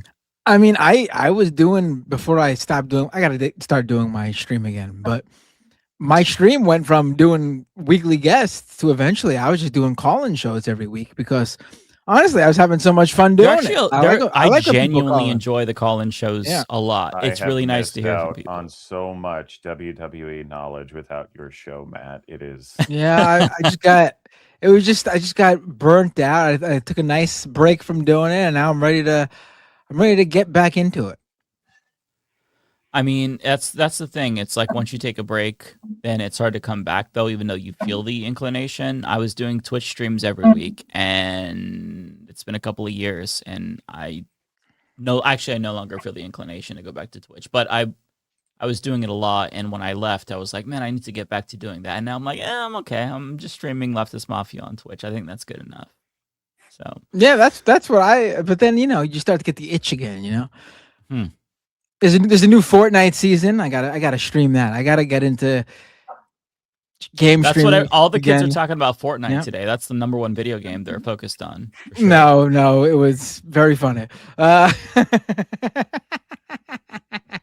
Mike's Twitch. I would love to stream GTA 6, but Rockstar Games ain't gonna release the PC version of GTA for like another year, probably. That's what I'm saying. Yeah. I mean, I could. It's like the filthy console peasants have to be given their time. Motherfucking console I mean, peasants. there's a way to stream from your console. I mean, you could obviously just stream gameplay footage really easily from your console, but if you want to do the webcam with the console, you need a video capture device. It's a whole annoying process. Yeah. Too much hassle. You just put it on the TV in the living room, put the camera behind you over your shoulder, and point. It's you not could do hard. That. Boomer that bitch. Yeah, but then no one's gonna. I don't think anyone's ever gotten big doing that. That honestly, you know what? That would be so fucking hilarious. I would watch that. I'd be like, you know what? Bless this person's heart for just pointing the camera at the TV. That's actually really impressive. I would watch that unironically. I'm not even joking. That would just be funny and wholesome. There's a site that I have used that might be out of China where they essentially do that with some like HBO streaming stuff. Oh, really? Funny.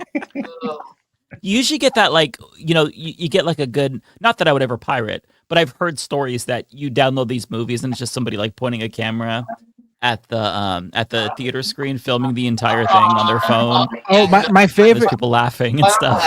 My favorite story is there's a guy who used to stream.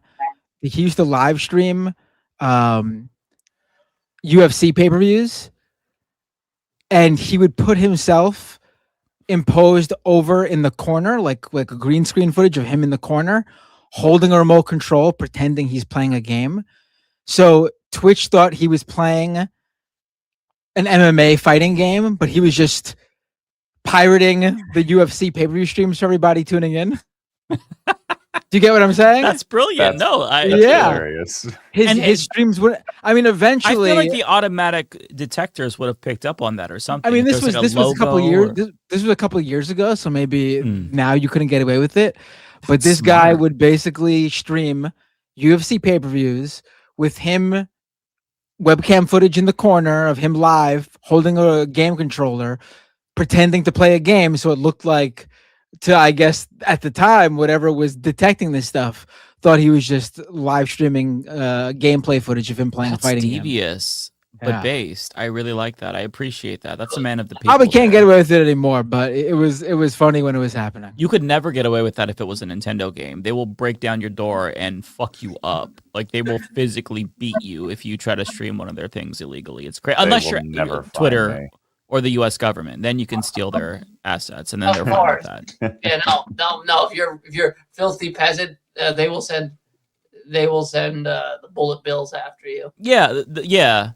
What do they call them? Like the Nintendo ninjas. They'll be breaking down your door. It's why it's crazy. You'll see people that'll like try to release some ROM of Mario 64 that they like altered and added more characters, and it's like, you don't have to do this. Like, it's really cool. The work that you put into this is amazing, but they're going to fucking kill you. It's not worth your life. Don't do this. They're gonna destroy you. This is a company that was started it was still started when Japan practiced the era of Bushido. So let's look at that. So you brought it up, Mike. What do you think of what did you think of the GTA stuff that came out today? I mean, it looks cool. It's GTA. I've been a huge fan of GTA. I think GTA 5 is like one of my top 5 favorite games of all time. Oh yeah, no, I bought it 3 times. It's great. Yeah, we've all purchased it multiple times. I got it on console, bought it on PC when it came out on PC. It's a great game. I know this one's going to be great, but I really, really want the PC version. I want 60 FPS, hopefully, on PC, and I just don't want to buy any digital on console. I just feel like that's all my shit's on PC. I love Red Dead Redemption. Yeah, Okay. Arthur Morgan is a king. I gotta play that. It seems like a lot of the at least the NPC interactive stuff is taken straight from Red Dead Redemption 2, from what I was seeing. Yeah, apparently the NPCs are really much more complex and diverse and unique. Like, you know, in the other GTA games, you run into the same NPC multiple times, but now they're supposed to be a lot more realistic. I guess the car physics are supposed to be especially realistic, but there's like, they have experts to do like the handling for each car model to make sure it's accurate. I mean, it's going to be really fucking fun. So, I mean, it's NPC GTA. stuff is really realistic. They're walking around talking about how they don't get the COVID vaccine, and they don't. Well, because Florida. Trump won the 2020 election. No men and women's sports. They got the NPCs in there walking around saying. And you could, and it's a video game, so you can punch them right in the face, and it's fine. Yeah, it's fun. And we're gonna see the Cubans be like, "I vote for Donald Trump." I'm just picturing right now the I will just street. say this. Of Miami Cubans, unless your last name is Prio, you're probably a Republican. Mike, as soon as it's available on PC, it'll just be the sweet release of you hearing those NPCs and doing donuts in a car on a bunch of pedestrians. You know what I can't wait for is the soundtrack. I can't wait for that because I want to see it. I want to see what music they get in there. The music from the preview was really good. I will say that. I want to see what the radio stations are because I wanted that because those Latin stations are going to be bopping. I can tell you that much. As a Latino listens, like I can tell you, I've listened to a lot of salsa, reggaeton, Latin trap, merengue. The sounds can be just. It's like you got a taste of it in GTA 4 with the Radio San Juan. It's like just imagine what they're gonna do when they just know it's like you got all that Cuban population down there. Yeah, it's gonna be amazing. I always discover a lot of great songs on the GTA soundtracks. Songs that I've never heard before, songs that I have heard but love. It's just they do a really good job at curating it and playing the right song. Like also the score from the preview was really, really good. It just, I mean, it's GTA, right? That would be you reminded me of that song before, VMan, of it'd be great if you're spinning turning the dial on the radio and all of a sudden I will vote for Donald Trump. That's a banger. It's a classic now. GTA Bayphoto says GTA 6 is actually borrowing a lot of mechanics from Red Dead Redemption 2, like Deadeye. I saw that. Better NPC interactions, eating food, affecting health, etc. Yeah, I think that'll be really cool. I want I want to be able to have a big Chungus character that doesn't work out and eat shitty food. I think that's so fun. Oh, I remember that from GTA 4 GTA San Andreas when you ate and then like it would change CJ's interactions. Yeah, I think that would be really cool to see like a modern spin on that. Yeah, no, it's like I remember like he'd beat you up, he'd take them, it's like, this is my lunch money. Yeah. Yeah, no, that'd be great. But yeah, I mean, I'll get it at some point. I'll definitely play There's a social media aspect in it too. Apparently there's a in-game social media like you can doom scroll, right? Yeah, Oh, and there's like social media challenges or whatever. Mm-hmm. Oh my god, you can doom scroll after crashing your car into like the Yeah. I wonder if you could. No, I wonder if you could do. good. I wonder if you could. I wonder if you could do Gamergate and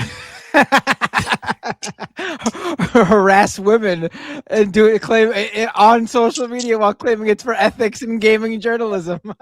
I mean, if they're going for realism, they would have to include that, right? Of course. That would be pretty. That'd be pretty inside humor. Putting that in a video game.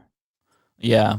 Yeah, they did do an interview with IGN and commented about the satire, and they said that they're very careful with what they select because they want it to feel timeless, and certain memes and certain political phenomena can age pretty quickly and become irrelevant, so they're really trying to choose carefully what they are satirizing. But they always strike a relatively good balance. I think there's always some fun conservative dunking. So I'm excited to see what they do with Florida because it's if Florida. If the same writers are there, it's going to be good. It's going to be really good. I really do like how at GTA 5 the main antagonist ended up basically being like a hedge fund billionaire guy. He was the main antagonist in the end, and for 2013, I think they were a little ahead of the times on how much we would just hate these people. Yeah. They're on it. Yeah. Oh, funny you mentioned that. I actually met the voice actor for Michael at my fucking local Wendy's. Did you? At your Wendy's? What? Yeah, like literally a week after the game came out, he was literally there eating. Here, look. I don't know if you can see that. Kinda, but that's kind of crazy. Yeah. Yeah. Well, I bet he's not eating at Wendy's anymore. He probably is. I was gonna say he's rich, but yeah, no. Hold. Let me see. You know what? I could just pause it so you can just pull up so people can see this shit. you can kind of see it. But that's cool though. Yeah. No. Yeah. He was literally there with his kids, and I fumbled his line from the game. Like like we get 1,000 things every day. Make sure this is. That's fucking funny. Yeah. No. You know what's funny is after GTA 5 came out, I swear to God, I saw like 1,000 different men that looked like Trevor. Like everywhere I saw his face. Like, I don't know if it was just like, to me, hey, it's a balding guy, that's Trevor. But I swear to God, like a month or so after, I remember seeing a guy at the store and I'm like, that dead ass could be Trevor. Like that could be the actor. It's I don't know. Yeah, no, that's insane. Yeah, no. Mm-hmm. Yeah. Well, I'm gonna bounce. That is basically our show. I think this was a good one. Show. I'm glad I jumped on. Last minute. You should rewind it and watch it back. I'm going to check it out actually. And it was really good.